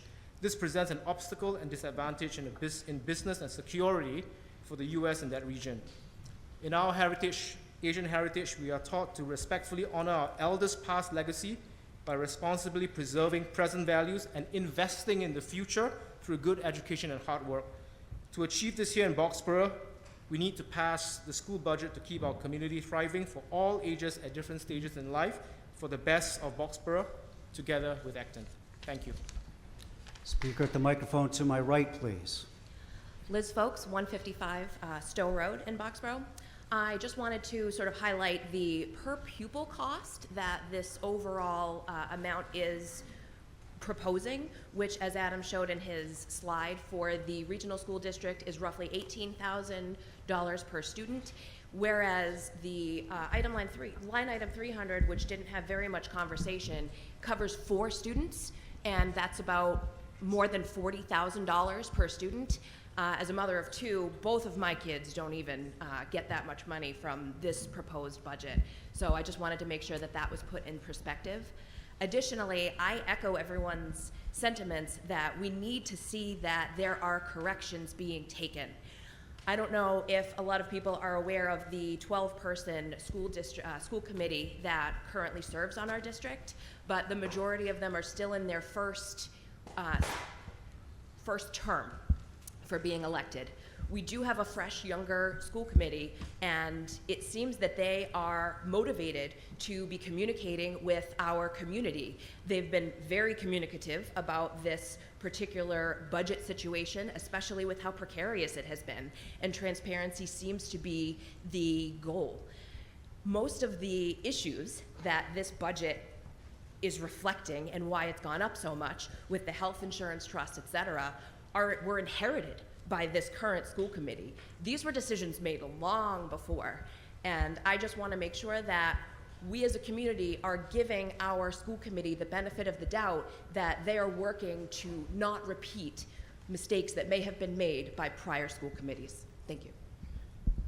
Speaker at the microphone to my left, please. Mary Nedworski, 70 Stonehenge Place. I move the question. It's been moved and seconded that we stop debate now. This is not debatable. It takes 2/3 to pass it. This is just a vote to see if we want to stop debate on the budget and then move on to vote on it. So all in favor of stopping debate on the budget now, raise your green cards.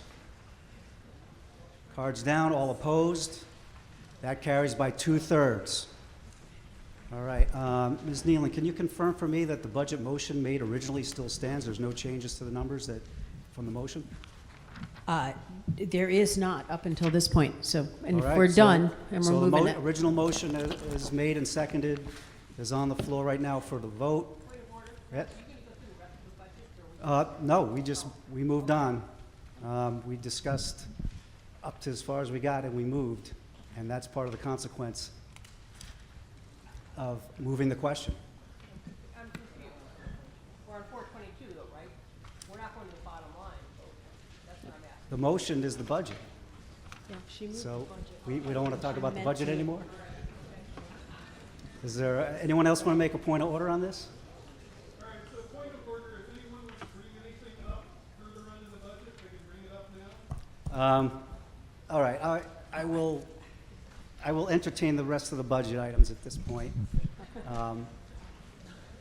And I will also entertain another move if someone cares to do so. I understand the conversation on the budget was the contentious one here tonight.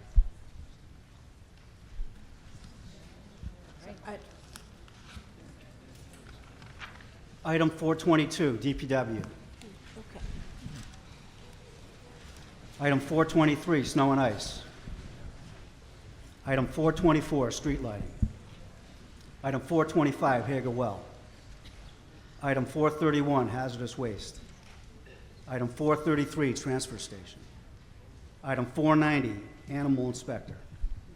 Item 491, cemetery. Item 511, Board of Health. Item 529, community services. Item 541, Council on Aging. Item 543, Veterans. Item 610, Library. Item 630, RecCom. Item 691, Historic Commission. Item 692, Public Celebrations. Item 699, AB Cultural Council. Item 610, Retirement of long-term debt. 710, retirement of long-term debt. Item 911, total county retirement assessment. Item 912, other insurance. Item 915, employee benefits. Line 132, reserve fund. Hold. Comment, Sorry, question on reserve fund. I'm sorry, Mr. Moderator, we need to figure out the new reserve fund number now that we've decreased the budget by $60,000. Can you give us 1 second? 132.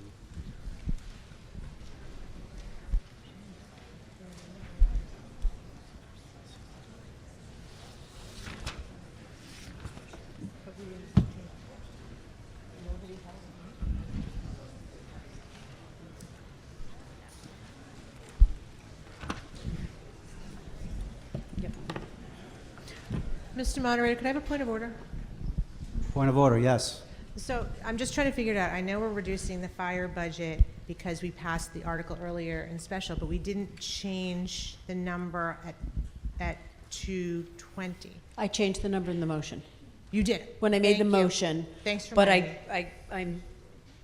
I apologize. The reason we need to change the reserve number is it is based on a percentage of the total budget. And it may end up being the same. Is it the same? Okay, I'm sorry, Mr. Moderator, it's the same. Because it rounds. So we All round it right. up to the nearest thousand, so it's fine. Thank Okay, so we've rolled through every line item. We're back to the main motion on the budget. Can we get that back up on the screen? The original motion that Ms. Nealon made?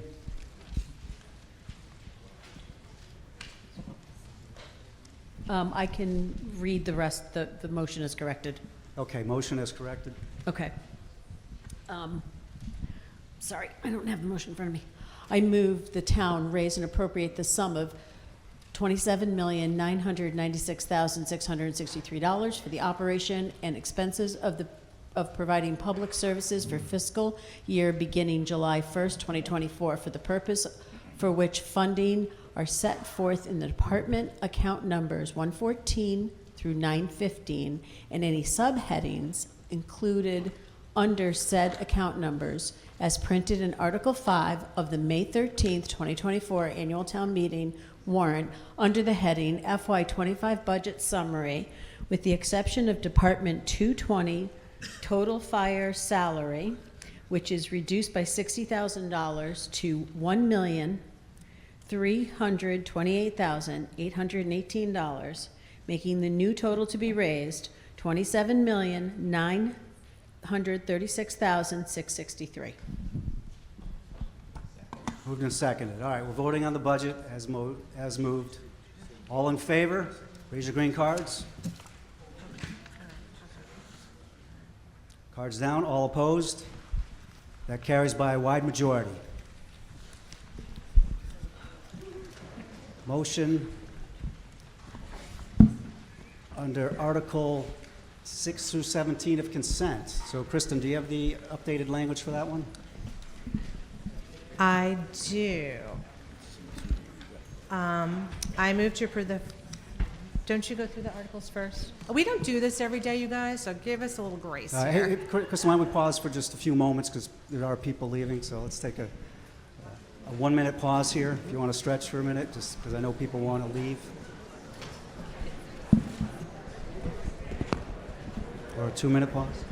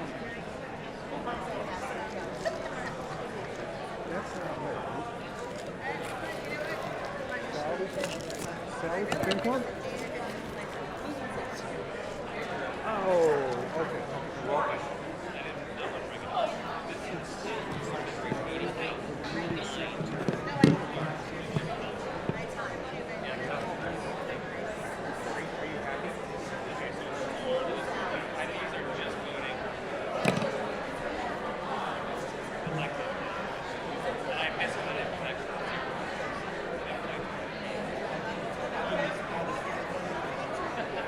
If you're leaving, please leave. If you're staying, please sit down and be quiet so we can continue the meeting. Thank you.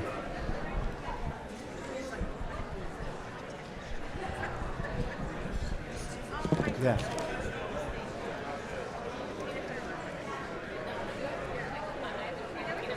All right, 30-second countdown.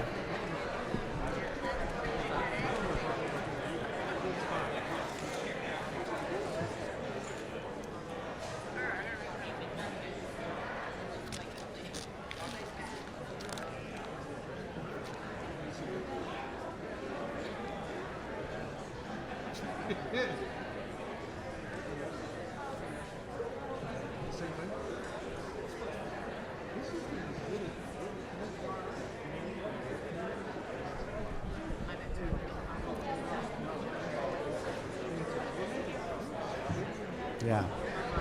All right. If everyone in the room is here to continue with the meeting, I'll ask you to pay attention. Actually, Kristen, I'm going to do a little intro first. So, yeah, we're back to consent for 6 through 17. Again, you know how consent rolls. These are articles that were unanimously recommended by the Select Board and FinCom and have been identified in advance as items that would likely pass without debate and are intended to be acted upon as a unit. Just like we did with special town meeting, I'm going to go through the articles one by one. If any one or more voters object to including any specific article in the consent agenda and wish to debate it separately, please say hold and we'll pull it out and we'll talk about it after we get through the consent items. So here we go. Starting with Article 6, Assessor Cyclical Reevaluation. Article 7, Cable Services and Equipment. Article 8, Chapter 90 Highway Reimbursement Program. Article 9, Department Revolving Funds Expense Limits. Article 10, MS4 Permitting, Year 7, Office of Land Use and Permitting. Article 11, Police and Fire Injury Coverage Transfer. Article 12, Close completed articles to General Fund Capital Projects Fund. Article 13, Salary Reserve. Article 14, Administrative Assistant adding benefits. Article 15, Recreation, addition to Human Services staff. Article 16, Associate Town Planner increased hours. Article 17, Emergency Management Training. All right, no holds on Articles 6 through 17 consecutively, so I'll ask for a motion from Ms. Hilberg. I move to approve the financial non-capital consent agenda warrant articles 6 through 17 in accordance with the funding sources and amounts set forth in the May 13th, 2024 annual town meeting warrant motion packet under articles 6 through 17 respectively. Moved and seconded. Seeing no one at a microphone. All in favor of the consent agenda, raise your green cards. Cards down. All opposed, raise your green cards. That passes by majority. On to capital consent agenda, Articles 18 through 29. Again, same process. I'll read the articles one at a time, and then we'll have a motion. Starting with Article 18, Sargent Memorial Library, additional funding for approved roof replacement project. Article 19, Sargent Memorial Library, replacement of well water booster pump. Article 20, Sargent Memorial Library, replace HVAC circulation pump number 2. Article 21, Town Hall exterior paint. Article 22, Town Hall, gutter and fascia repairs. Article 23, Police Department, mobile data terminals. Did I hear a hold on 22 or 23? 23 is held. Article 24, Police Department, police vehicle marked cruiser. Okay, I have a hold on 23, and the rest are part of the consent, so I need a modified version of that motion. Kristen, when you're ready. Oh, hold on, I'm sorry, I missed the next page. Grace, everybody. All right, getting later here. Okay, Article 25, Fire Department, Personnel Protection Equipment. Article 26, Accounting, Budget and Financial Dashboard Software. Article 27, Treasurer Collector, Accrual and Payroll Software. Article 28, Information Technology, Hardware Upgrades and Replacements. Article 29, Information Technology, Infrastructure Upgrades and Replacements. All right, so that covers 18 through 29. We're holding 23. So, Kristen, the motion is yours. Alrighty, I move to approve the capital consent agenda warrant articles 18 to 22 and 24 through 29 in accordance with the funding sources and amounts set forth in the May 13th, 2024 annual town meeting warrant motion packet under articles 18 through 22 and 24 through 29 respectively. Moved and seconded. All in favor of the motion, raise your green cards.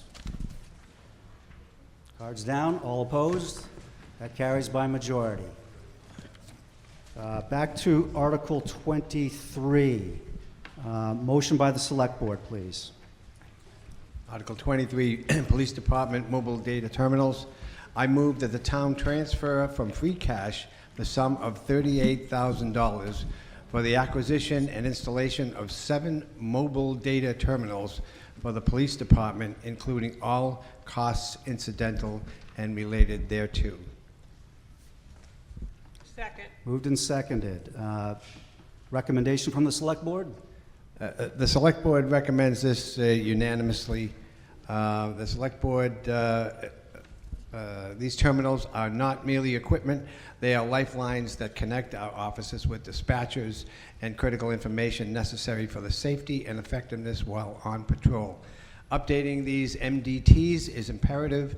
The current units are at the end of their useful life and no longer under warranty, posing a risk not just for the officer's safety, but also to the efficiency of our police operations. Ensuring our police cruisers are equipped with functional, reliable MDTs is a priority that underscores our commitment to the safety of both our officers and the community they serve. Recommendation from the Finance Committee, please. Finance Committee recommends. Recommendation from the Capital Committee. The Capital Committee recommends. Discussion from the floor. Microphone to my right, please. Yes, Cheryl Mahoney, 188 Liberty Square Road. I have to ask a question. How many of these units are currently being used by the police department? Can we refer this to Chief Shefchuk? Yep, Chief, can you?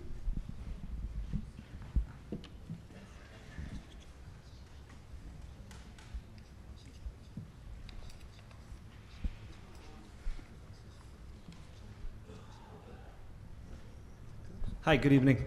Chief John Shefchuk, Boxborough Police Department. Currently 7, 1 in each of the patrol cruisers. So my question is, I feel like I'm channeling Jeannie tonight. I'm asking money questions.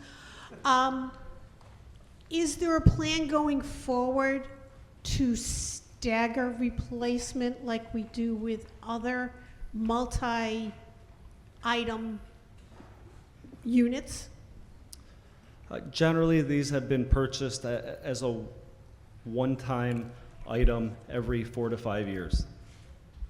So there's no plan to try to cushion the impact of the 38,000, which in 5 years will probably be 42,000. No, for a line item like this, we replace all of them at one time. And what is the industry reason for replacing units all at once instead of staggering replacements? Mainly because we have a relatively small fleet of 7 patrol vehicles. So generally, it's done in that way. And what's the cost breakdown then, since this is what you're recommending per unit? Per unit, these are going to be about about $6,000 each. We did get 3 quotes. This was the lowest quote that came in. So do bigger departments stagger these replacements? Where I came from, a larger fleet of over 100 cars, they did over time, but again, in large bulks. I mean, we're only getting 7. Generally, I believe in smaller departments, this is generally how it's done. We're talking, again, a relatively small fleet. We want to keep all the, a lot of this comes with equipment, and we've got to make sure there's sieges up to date on all the sieges, all the software. So generally doing it in one kind of swoop is generally the way to go. And then do these, because you're talking about getting a new cruiser, do these units then retrofit into any new vehicles that you guys acquire before the end of life? Oh, absolutely, 100%. Thank you. Seeing no one else at the microphone, all in favor of the motion under Article 23, raise your cards. Cards down. All those opposed, cards up. That passes by majority. All right, we're on to consent agenda for Community Preservation Fund, Articles 30 through 34. Same drill. I'll read them in order, and I'll keep going to the end this time, and ask for a motion. So starting with Article 30, Community Preservation Fund, CPC report and establish fiscal year 25 reserves. Article 31, Community Preservation Fund, Community Housing, Boxborough Rental Assistance Program.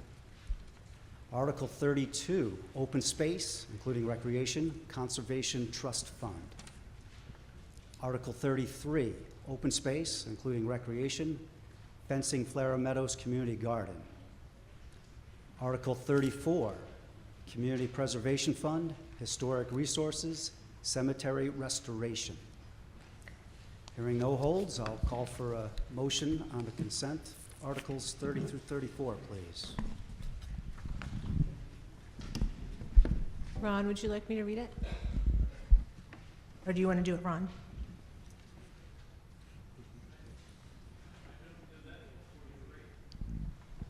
All right, Kristen, you're reading this one.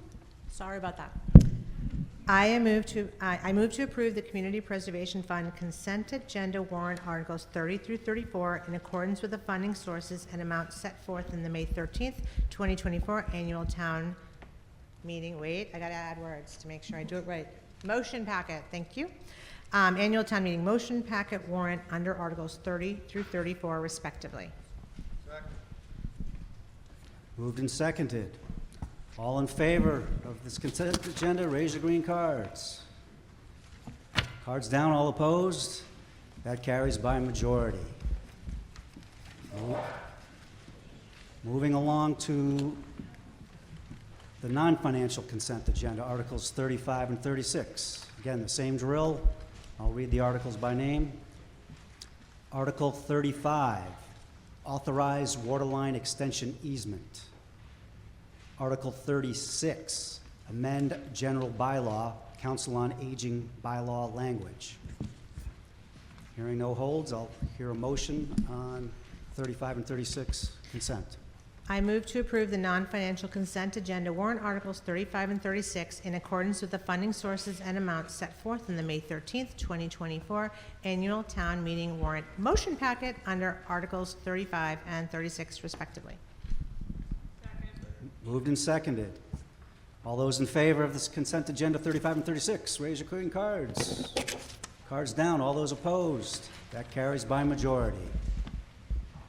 Moving right along, we're on to the 2/3 vote required consent agenda, Articles 37 through 40. I will read the articles one at a time again.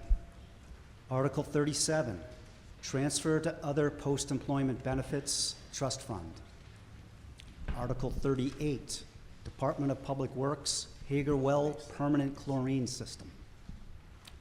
Article 39, Animal Control Officer, 2024 Ford F-150 four-wheel drive crew cab pickup truck. Hold. Hold on 39. That was a mouthful. Article 40, Fire Department ambulance. Okay, we had a hold on 39. I ask for a motion on Articles 37, 38, and 40. Sorry, hold on. I just want to make sure I do it right. I move to approve the 2/3 vote consent agenda warrant articles 37, 38, and 40 in accordance with the funding sources and amounts set forth in the May 8th, 2023 annual town meeting warrant motion package under Articles 37, 38, and 40 respectively. Moved and seconded. All in favor is moved. Raise your green cards. Cards down. All opposed. That carries by 2/3. Motion under Article 39. Sure. So the select board would like to pass over this article. We no longer need to purchase this truck. That's a move to pass over. Is there a second? Second. Recommendation, explanation from the select board? I'm going to give this to Mike.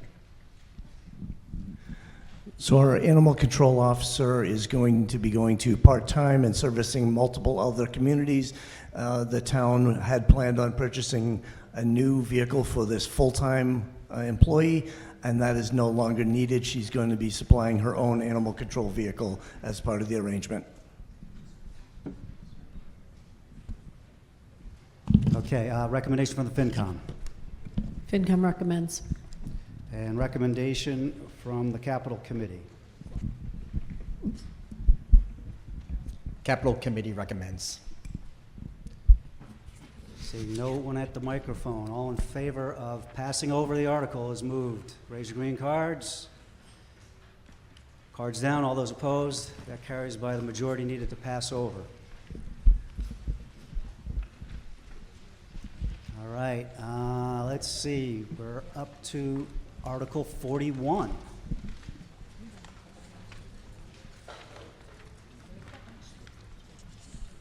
Motion from the Select Board.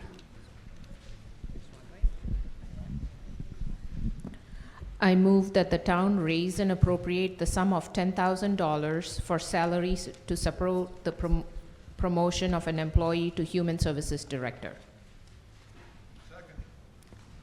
Moved and seconded. Recommendation from the Select Board? Select Board recommends unanimously. Recommendation from the Finance Committee? The Finance Committee does not recommend 3 to 4. The majority of the Finance Committee does not recommend. While this structure makes sense in the long run, fiscally, this is not the year to add this. The minority of the Finance Committee recommends human services are an increasingly important part of the support offered by the town to the community. This position will allow closer alignment between human service functions, improved coordination, and use of resources, and increased focus on long-term goals. Okay, recommendation from the Council on Aging. Do we have one? Yep. Please, name and address. Bill Latant, Vice Chair of the Council on Aging, 276 Reed Farm Road. Council on Aging recommends unanimously for the reasons stated in the summary. Okay, and recommendation from the Recreation Commission. The Recreation Commission does not recommend the Human Service Director, 0 to 6. For years, the Recreation Commission has been maintaining programs on a volunteer basis only. We feel there's no point of this role if the Assistant Town Administrator manages the HR aspects of the town, and this role will just create more unnecessary bureaucracy, making it more difficult for the Commission to get things done. We've not had a Recreation Commission coordinator and feel that we should at least start with this role for the first time to see what else might be needed down the road. Name and address for the record, please, Megan. Megan Connor, Mayfair Drive. Thank you. And recommendation from the Wellbeing Committee. Liz Markowitz, 71 Patch Hill Road, a member of the Wellbeing Committee. The Wellbeing Committee recommends 5 to 0. The Wellbeing Committee supports this article, combining the Council on Aging Coordinator and the Community Services Coordinator positions, as well as the Recreation and Veteran Services under a director-level position, acknowledges the key role that human services play in our community. The new structure will allow for more streamlined provision of services and a more holistic approach to meeting the needs of residents. Okay, lots of recommendations on that one. Discussion from the floor. Microphone to my right. Sharon Mahoney, 188 Liberty Square Road. I support this article. This is actually a position that we have had in years past. And then we clawed it back. And then we have, unfortunately, this past year, and with COVID, we found that a structure where we can have a central point and then have the human services flow from that one point would be far more productive than having individual departments operating on their own. It's a much more cohesive setup. And to clarify the Recreation Commission's comment, human resources is not human services. Human resources deal with employee benefits and salaries. Human services deals with the needs of the community. Thank you. Liz, Yeah, go ahead, Liz, please. Yeah, Liz Markowitz, Patch Hill Road. I also urge passage of this warrant article. The $10,000 is like a stipend for someone to perform a director role and provide some administrative cohesiveness. I did do a survey of area towns: Bolton, Littleton, Acton, Stowe, Carlisle, and Lincoln. In all the area towns have combined their Council on Aging and Community Services into one umbrella. They call it Elder and Community Services, or you have different names for it, but it is all of the area communities are moving toward this umbrella model, combining services under the director. We don't have a director. Even Bolton, who only has 2 employees providing services, one of them is the director, who also provides services, and that's pretty much what we'll be seeing ourselves. So again, it's a small amount of money, and it makes a lot of managerial sense, and I think it will improve services to residents. Thank you. Speaker at the microphone to my right, please. Michael Toops, 118 Pine Hill Road. I'm a little confused. So this is a warrant article for 10K. Is this an hourly position, a quasi-salary position? Is this on the personnel plan? I guess I'm a little confused as what's being proposed here. Mr. Moderator, can I have the Town Administrator, Mike Johns, address this? Yes, please.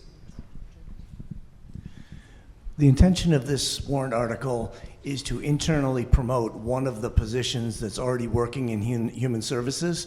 2 of the positions that are there are the coordinator for community services and the coordinator for Council on Aging. So this would be an increase of $10,000, which would be a combination of moving one of these employees up 1 grade, as well as increasing their hours to no more than $10,000 total for that employee that we already employ here in the town, to provide managerial support on top of the specialized services that they're already providing within their department. Okay, so we're talking about an increase in responsibility and role for an existing town position.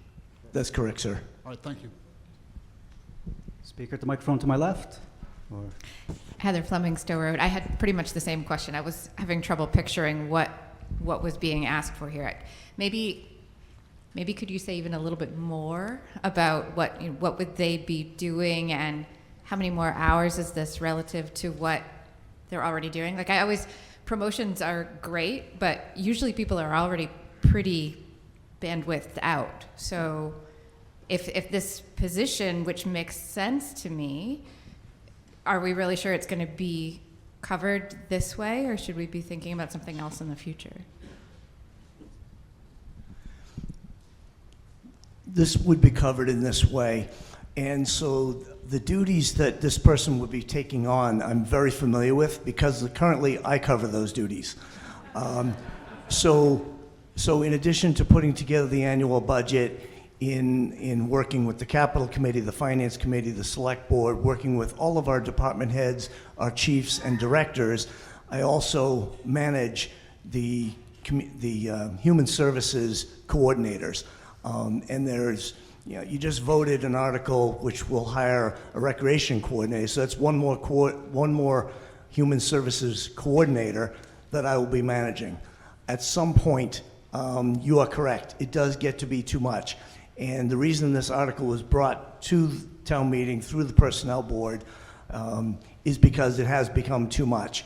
And the town administrator and staff need to focus on the budget, on the large capital items, on strategic initiatives, and on leading the department heads. And by having this one person promoted to a managerial position, I will be able to work through our operations team with supervising, helping to set goals, and give initiatives to this person so that they in turn can lead their staff.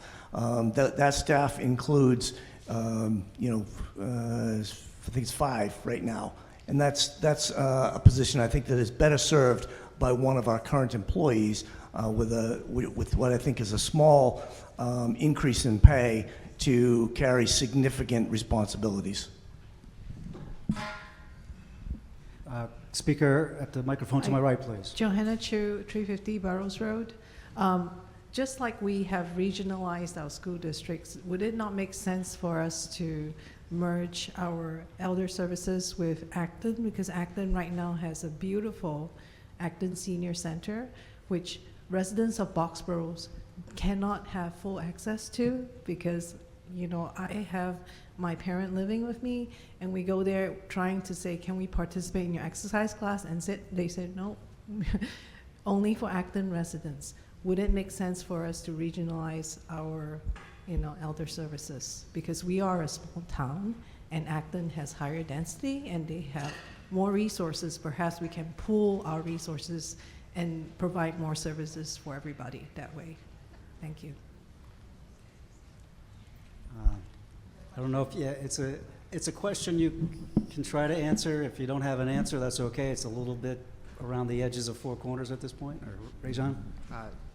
Yes. To answer your question, in previous years, we have reached out to the town of Acton, not so much for elder services, but for recreation services, to see if we could do a shared services agreement, such as an intermunicipal agreement. And there was no interest to combine services for some of the human services fields that we reached out to Acton about. So hope that answers it. Speaker at the microphone to my left, please. Yeah, Rich Gazzardi, 92 Reed Farm Road. And I'm not opposed necessarily to the overall question, and I understand the need to drive a structure. What's not clear to me is, and I guess what I'm concerned about, is that this role is going to be responsible for community services, council on aging, recreation, and veteran services. I think we heard from the Recreation Commission, and actually printed in the warrant, that they do not support this. And I guess my concern is, we're establishing a structure, but is there the support underneath that structure for the committees that this structure is intended to support? And it feels like more top-level management, and maybe there's a gap underneath. So I'm curious if that can be addressed. So, Rich, I want to address the first thing, and that's the Recreation Commission recommendation referenced Rajan. He is our human resources person, not our human services person. So that was what I heard Megan say, is that was why they were voting that way. And then for your second half of the question, I'm going to pass, and I mean that with all due respect. I'm going to pass this over to Mike for the second half. So this is actually a very good question, because I have believed for the 18 months that I've worked here that our human services need to be addressed from both the bottom and the top, because we have some of the middle taken care of. And so, as I mentioned, we have a Council on Aging coordinator, we have a community services coordinator. We had 3 very part-time positions that we're supporting from the bottom with administrative assistants. We have since combined that into one full-time position to provide continuous support during all the hours the town hall is open for recreation, Community Services, and Council on Aging. So we have started to solidify that support that is very much needed from the bottom. Additionally, you just voted to hire a recreation coordinator. So now you're putting something into the middle of structure for recreation specifically. And then from the top, this Human Services Director is the managerial support that I think is needed between myself and the rest of that staff that I just mentioned. I hope that answers your question. Another speaker at the microphone to my left. Megan Connor, 70 Mayfair Drive. No, I think we did know it was definitely Human Services. We've been, I know, as Cheryl pointed out, this person has been in a position before. We've tried to manage answering to two different groups. Sometimes Council of Aging outweighs sometimes some of the needs, vice versa. I think the needs are just, it's not transparent, and it would be helpful to know what this position, what this person, if we know who this even person is, would be able to do all of what you just suggested, Mike, in terms of handling all of there's so many different aspects to human services. So it just seems to be a lot for this one person to then also have a recreation coordinator as well. So that's why we're feeling that way. Speaker at the microphone to my right, please.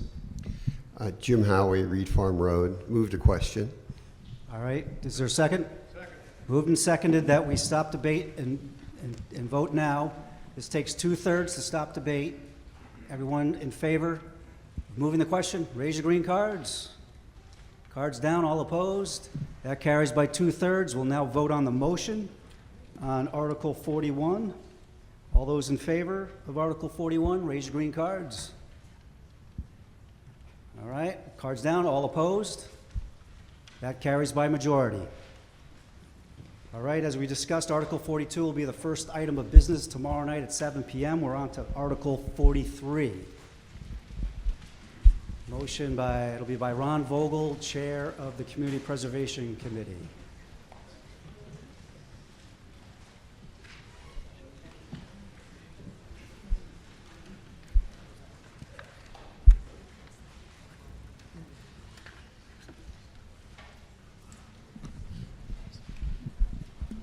I'm shocked that I have to be up here tonight. I just expecting it to be tomorrow night.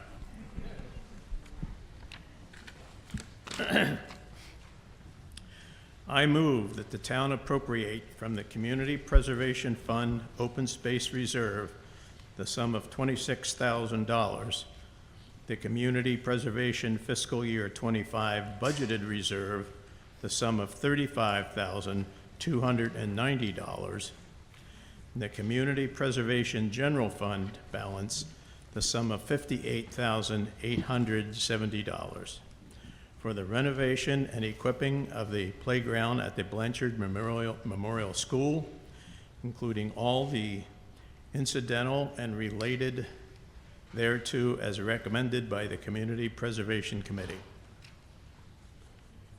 Is there a second? Second. Moved and seconded.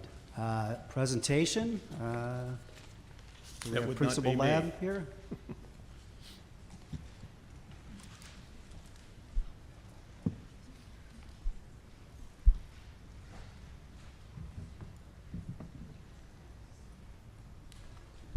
Good evening. I didn't expect to go tonight either, so I have my slides, but I'm just going to look at them and spare you the slides.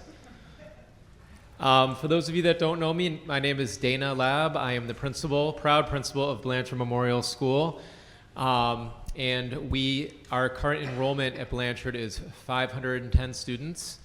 And 389 of those are from Boxborough, 117 are from Acton, and we have 4 students that are currently choice siblings, about 377 families. When I first came to Blanchard a decade ago, many of you know Kurt Bates. He left me a note on my desk, a card, and in it he said, if you don't do anything else, try to do this. And what he left was a stack of notes from Miss Newman's classroom asking for swing sets. So out of all the things that he could have had me focus on, all the academics, everything else it takes as a new principal to run a school in a new district, that was what he was hopeful for me. And that just speaks to the power of play. The issue I'm faced up against now is our current play structure. If I carbon date it back, it's about 2005. It's in disrepair. It's outlived its manufacturer warranty. The parts needed to repair it are obsolete. I've used a lot of duct tape. And it's just gotten to the point where there's not much more I can do other than to take parts off and remove them as they break. And that's tragic for the students because if anybody goes and spends any time there, I know there's a few familiar faces in the back who spend a lot of time outside at the playground. There's not a whole lot to do on that play structure. From 2001 to 2003, we had a 31% rise in documented nurse visits related to the playground and recess, totaling 220 reported injuries. These include bee stings, scrapes, cuts, broken bones, and broken teeth. Yep. The play structure is not ADA compliant. The playground is not accessible and it's not inclusive. But I have a solution. I'm proposing a new play structure that can safely support 500 students daily. This playground will provide students of all ages with fun, interactive, and engaging and imaginative play. It will benefit children of all ages and abilities, assist with sensory integration, and blend in with the natural beauty of the land. Children will make friends, problem solve, compete, build confidence, and engage in outdoor physical activity. The cost for the entire structure and for the ground placement, which is turf, is $271,181.51. We have raised as a community, through many people here, in grants and appropriated funds, $150,000, and that has been since last November, and that's a pretty big accomplishment. I need help tonight, and I'm asking for that support in making the rest of it possible. Since I last asked in October for CPA funding of $171,000, I've been able to get some support together to raise another $11,000, and the facilities director has committed to removing the structure at a cost savings of over $40,000. So what I'm asking for tonight from CPA funding is $120,160 to help support the remaining fund for this. I will share that I'm working with a new person from the playground company, and because of a little mistake he made, being new, all of the items that go on the playground, we are getting at a 40% discount. It's wonderful, and his boss is at every meeting now.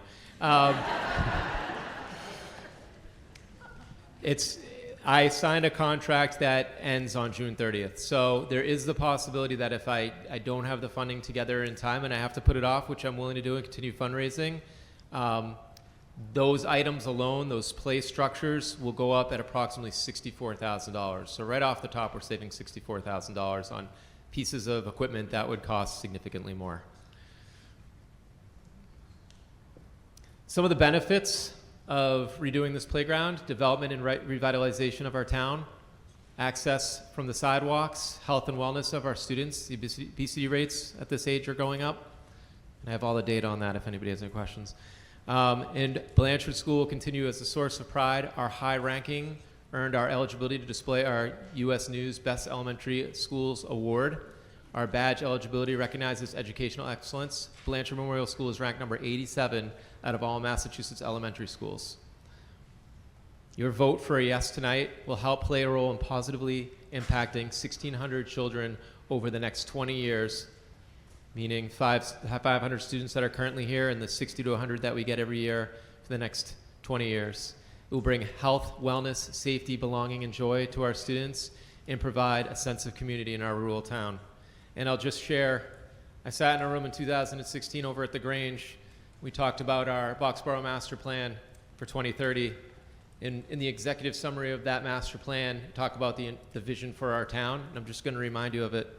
Boxborough's vision: a rural, engaged community for all, Boxborough shall maintain its traditional values of rural open space, a first-rate educational system, agricultural and conservation lands, and historical roots, while fostering a balanced economic environment and enhancing a close-knit sense of community for all generations, and for the most important generation, our children.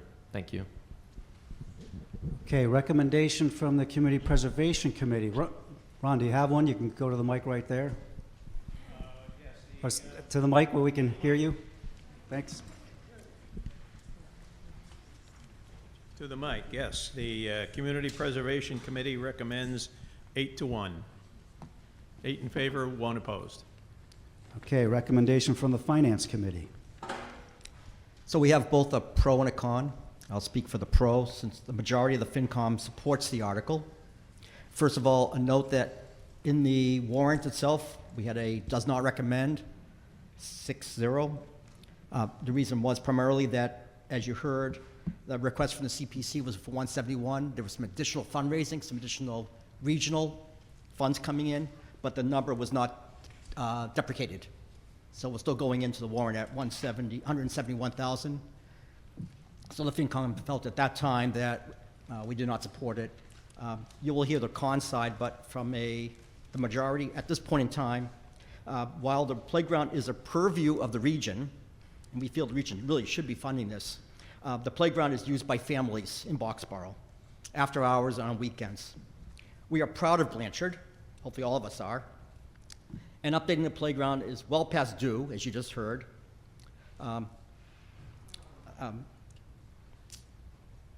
It should be part of the capital plan from the region, but it probably is, but it's low. There's so many other things that are higher up. And we applaud our principal in the effort to refurbish and replace the existing playground. Okay, and a minority of the Finance Committee does not recommend. We heard Dana say there are 171 kids from Acton. We feel it is a regional project, and not only should Boxborough be funding this, but so should Acton. So we feel like they need to go back and ask Acton for money as well as Boxborough. Okay, recommendation from the Select Board. The Select Board recommended unanimously. Recommendation from the Capital Committee.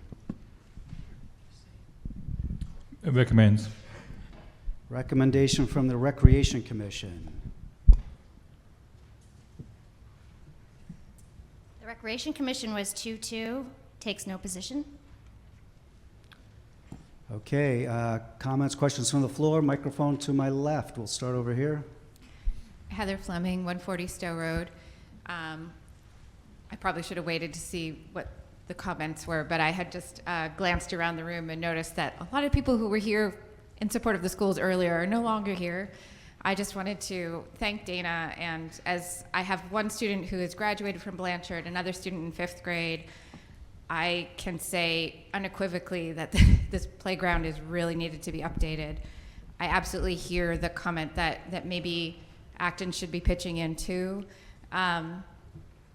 And I'm sure they'd love to, but we all have seen that there just isn't enough money, and to be able to support and follow up for all of the hard work that so many staff and teachers and families have done to fix this playground so more kids can enjoy it instead of waiting and the price going up. To me, it's a no-brainer, and I thank you all and support it very much.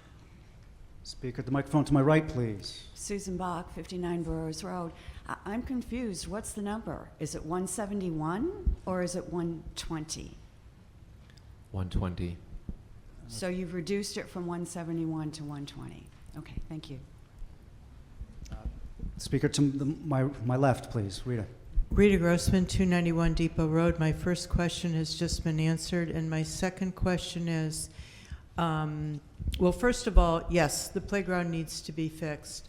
In reference to the FinCom's comment about getting Acton to pitch in, was any money requested from Acton's CPA?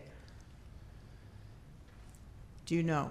It was not, I did not request any CPA money from Acton. You did not? I did not. Okay. So my question is, this percent savings is significant, and we don't want to lose that. So there would be a lot of reason to pass this as is at a 120. However, if you can shake some more trees and make more fruit fall, can that then be deducted from the amount? I mean, we've had this with other CPA funding before, where this is how much we think it's going to cost, and oh, we just found some more money and we're only going to take X amount. Can you make a commitment to try and do that? Yes, I still actually have an active grant out there, and I'm still continuing to fundraise and ask for funds, so I will continue to do that throughout the process. Okay, so if we pass 120, it's possible it might only be 100 or whatever. Yes, and that also, that 120, 160 also includes a contingency of about approximately $33,000 just in case of any things Okay. that come up, but I'm planning to come in below that. Okay, thank you. Yep. Speak at the microphone to my right, please. Yes, Cheryl Mahoney, 188 Liberty Square Road. Dana, I don't know if this is appropriate at town meeting, so I'm going to school it a different way. The people that have been assisting you in these fundraising efforts, are some of them here tonight? Some are, yes. Could some of them, when we get out tonight, make themselves available if people want to know the links in order to donate if they wish to? Absolutely. And then my other question is kind of directed towards the school committee and the superintendent. Why is the school district not obligated to take on a portion of these renovations? So I will add, and you'll see it in the warrant as well, that the school committee and the school district is putting $34,000 from their capital plan towards this project.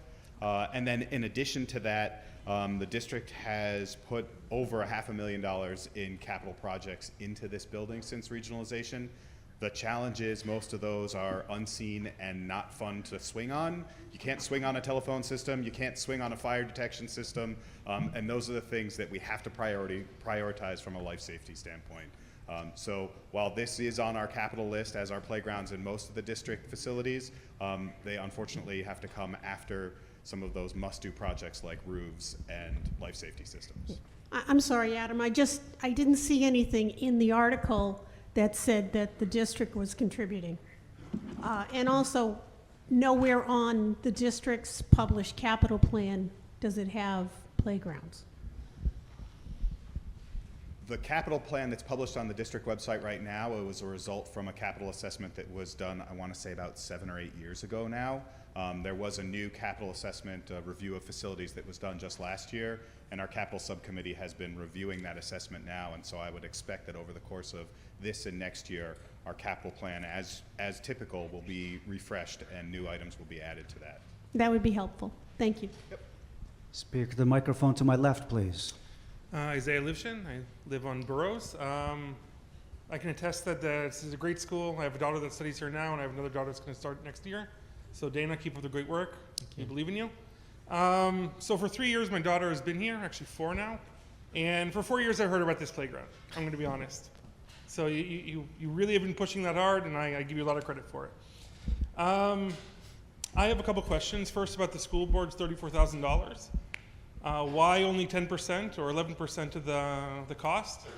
Has this been deemed excessive, or are you just not willing to pay more? If you were here at our presentation earlier, I was. We're a little short on funds.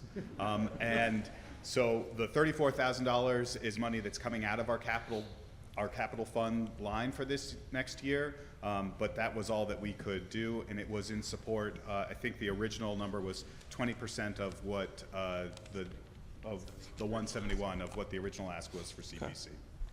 And that's actually a great segue into my next question. We did exhaustively go through the numbers and understand that you're cutting costs and trying to kind of squeeze the lemon as much as you can. And now I feel like you've cut costs over here only to ask me for money over here. I think that it's been made very clear that this is a maintenance and safety concern for the children here. No one wants children with scrapes and broken bones. And if this situation is this severe, I don't understand why this is not being funded by the school, number one. Number two, where are we going to draw the line in terms of what maintenance costs are going to be put onto the population and not come out of the school district? Are we going to have to pay for the lawn being maintained because it's being used by the rest of the community as well? Are we going to have to paint the school when the school board doesn't want to do it? Where is this line going to be drawn?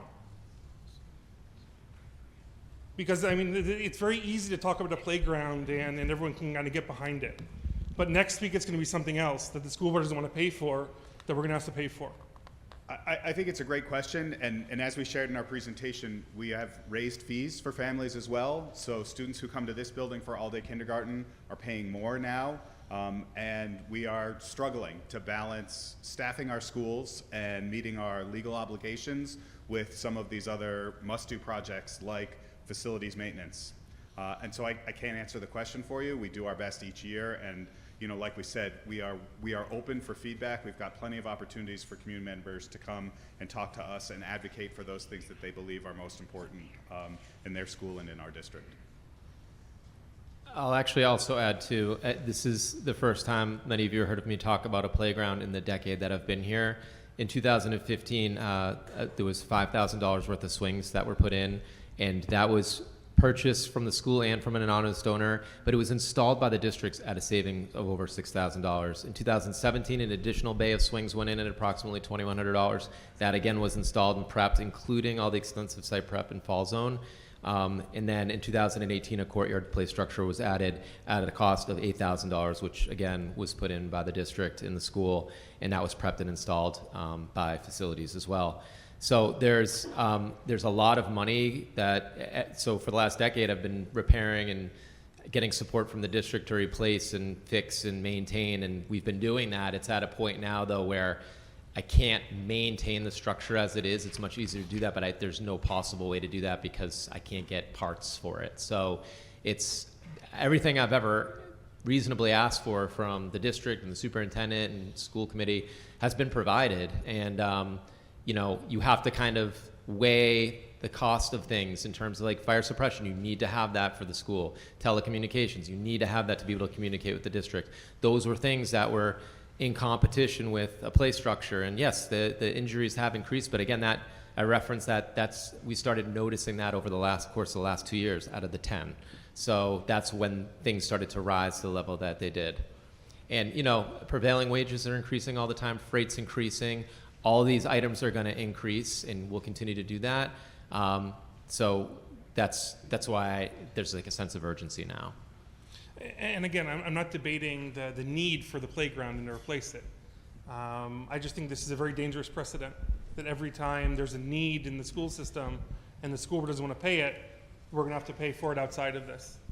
And that's my concern in a nutshell. And I think that you kind of made my point for me when you said that we had debated this before, and we talked about all of the cuts that were put in place. I mean, setting precedent also cuts both ways too, because the question was brought up, why didn't I ask Acton for CPA funding? And so back in April of 2015, there were 2 schools that received CPA funding at the cost of $120,000 to fix 2 of their Acton Elementary School outdoor areas. And that was, they did not ask for Boxborough CPA funding. That was all provided by Acton CPA. Understood. And there are principals currently that I've spoke to that are going to need playgrounds in the next couple of years. So I'm trying to think about that too. And I'm sure in Acton, in those meetings, there was an Isaiah Lipschen standing there and asking the same question, right? I mean, let's be honest. It's all good.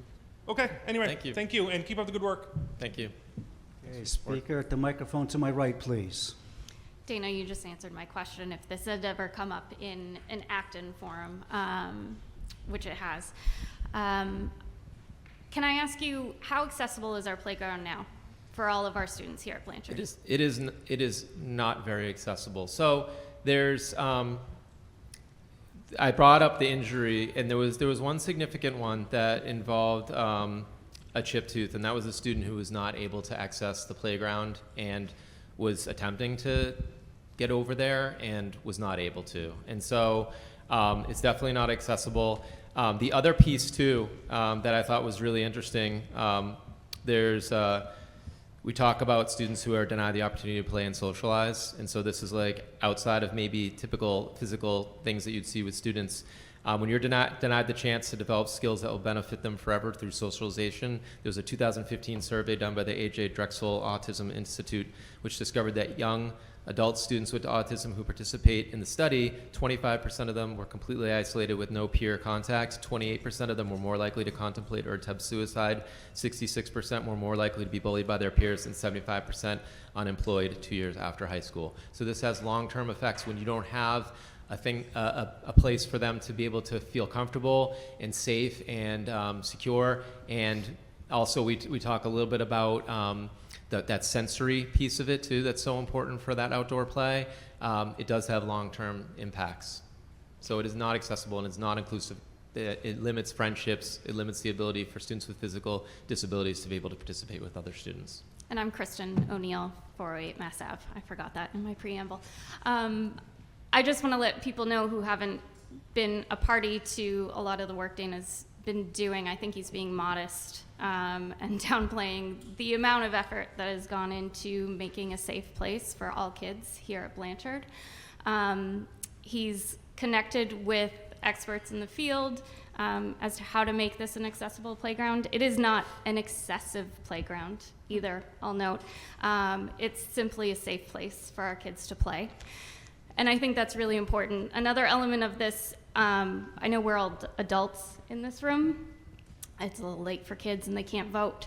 But they deserve a voice at this table as well. And us as their community are here as their voices. So as a parent of 2 Blanchard kids, I really appreciate the amount of effort that has gone into this planning. Dana has asked the kids, what makes sense on a playground? What are the things that are important to you? Do you know how empowering that is for a kid, for their administrator to ask them that question and to have that stake in this conversation? I just wanted to say thank you for that effort. And also, I wanted to ask, are these taxable funds or are these funds that are already available? Maria, you Yep. got the answer off the top of your head, right? Yeah, I do. These are CPC funds, so they've already been taxed in this current tax year. Okay. And my last point is, I was in that same room with Dana when we were doing 2030 planning. It was one of the first things I attended here in town when we moved. And what I heard then and continue to hear today is that we are a community without a center, and that center is really important to us. I know there's new discussions about that as of late, and I encourage everyone to participate because this is our community. You don't get more central than Blanchard. We now have sidewalks that lead to our school from various different areas of town. This would become a hub for our town. It's right next to our library. It's right next to our conservation land that we are so very proud of. I just see this as an excellent opportunity to build on infrastructure that's already here and provide a space where everyone is safe and can play. Thanks. Speaker at the microphone to my left, please. Megan Connor, 70 Mayfair Drive. At the time the Recreation Commission voted, 2 were for, 2 were against, because we felt that it's on district property, it's not actually town property, and that the region should really kick in for the support. Having known that 20% went back, actually they went to the town of Acton. Acton did contribute, the district contributed, I should say, not the town, did contribute. So I would say that I would definitely be obviously for this, knowing that that would help that and also lower the CPC funds as well that came to fruition today. Also, I think that there's a lot of children around our area that live right over across the street or the apartments over there that I think they would love to be able to use that after school, on the weekends, to be able to use that for our community. It's just another awesome piece that would be really valuable. I'm very excited to know that you'll be working with Compan, as many of you know, Liberty Fields that the Recreation Commission just implemented. The equipment is from Compan, so it's an amazing company that children really like, a lot of in the adult fitness equipment. That's been really useful. And I just would also love to see eventually we could fix the fields. I know, that's a big issue. I know our gym teachers hurt himself. I help run a running program. Eventually I think it would be nice to be able to do that. And again, I know, as Kristen said, this is a minimal playground. It's just really needed for our kids to be safe and have a good time. So thank you. Speaker, the microphone to my right, please. John Fallon, 500 Paddock Lane. I'm a member of the Community Preservation Committee. I voted for this. I also was on the Blanchard School Council with Dana for 6 years. I urge you in the strongest terms to vote for this. This is not about us. This is about kids. Kids are getting injured. Kids are going to the nurses. I don't have any skin in the game. I don't have any grandchildren. This is a central location. It's the only playground that you can get to by walking or doing a bike. Dana is a person that counts his pennies. This is what he says he needs, this is what he needs. When's the last time that we have seen a project come to us with 50% of the cost raised before it comes to us? Think about that for a minute. If you think about the level of commitment on behalf of people who are here and who aren't here, 50% of the price is already paid for. The CPA money is already in the bank. It's raised to do things like this. And this is about kids. Yes, I agree with the minority of the Finance Committee. It would be nice if the region would pay for this, but that's not going to happen this year. That's not going to happen next year. Might not happen 3 years from now. Meanwhile, there are children who are not being included.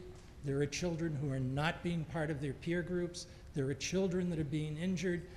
And you people can take care of all of that tonight with one vote. Speaker at the microphone to my left, please. Mary Nedworski, Stonehenge Place. I move the question.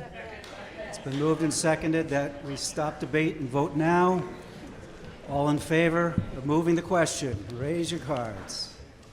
All opposed, raise your cards. That carries by 2/3 required. Thank you. We're now voting on Article 43 as moved.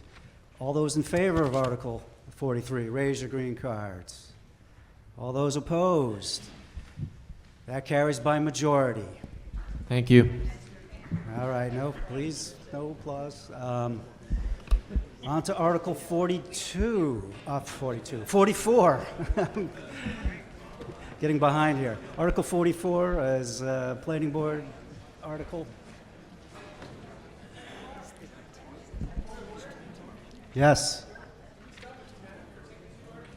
We voted for 10:30 in the procedural motions.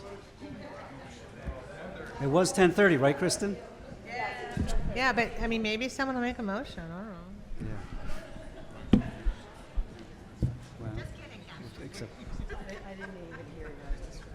May I make a motion? May I make a motion? Point of order? There's a point of order. Is it possible to make a motion to move to adjourn the town meeting for this evening and pick it up tomorrow? Yes, it is. May I make that motion? Okay, well, let's see. You need to know how to word the motion properly. If the chair of the select board is perhaps in agreement, she can read the motion and we'll do it this way. Yep, let me just change the motion. Hold on, give me a second. Yeah. It's to adjourn for each evening, that one. Yep. Alrighty. I'd like to amend my motion. Is that what I do? No. Just make the whole new one? I move that. All right. I'm sorry. Wait a minute. It's the one to adjourn each evening. Yeah. I move to adjourn the May 13th, 2024 annual town meeting until May 14th, 2024 at 7 p.m. Moved and seconded. Okay, so you know what? I was in the wrong one. Sorry. Joe, is that okay? we need to say it's in the same location here at 7 p.m. Oh, okay. Sorry. I got a lot of paper here, you guys. Where is it? Okay, while we're waiting for the motion, a couple bookkeeping things. I don't think I thanked or acknowledged Mary Brolin, who had graciously offered to serve as assistant moderator in the overflow room tonight, so thank her for that. And also, Town Clerk Becky Harris is requesting that everybody turn in your green cards on your way out, and that way they're here for tomorrow night, for, I know all of you coming back. So Kristen, you got the right motion? I found it. I had even circled it.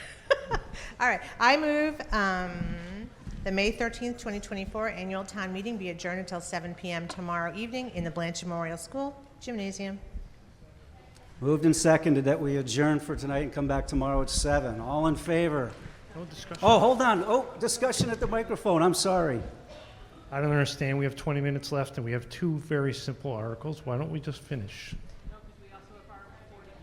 We have to come back tomorrow no matter what for Article 42. Okay. Sorry. That's going to take all night, though. Eric Mishneves from Flag Hill Road, right? All right.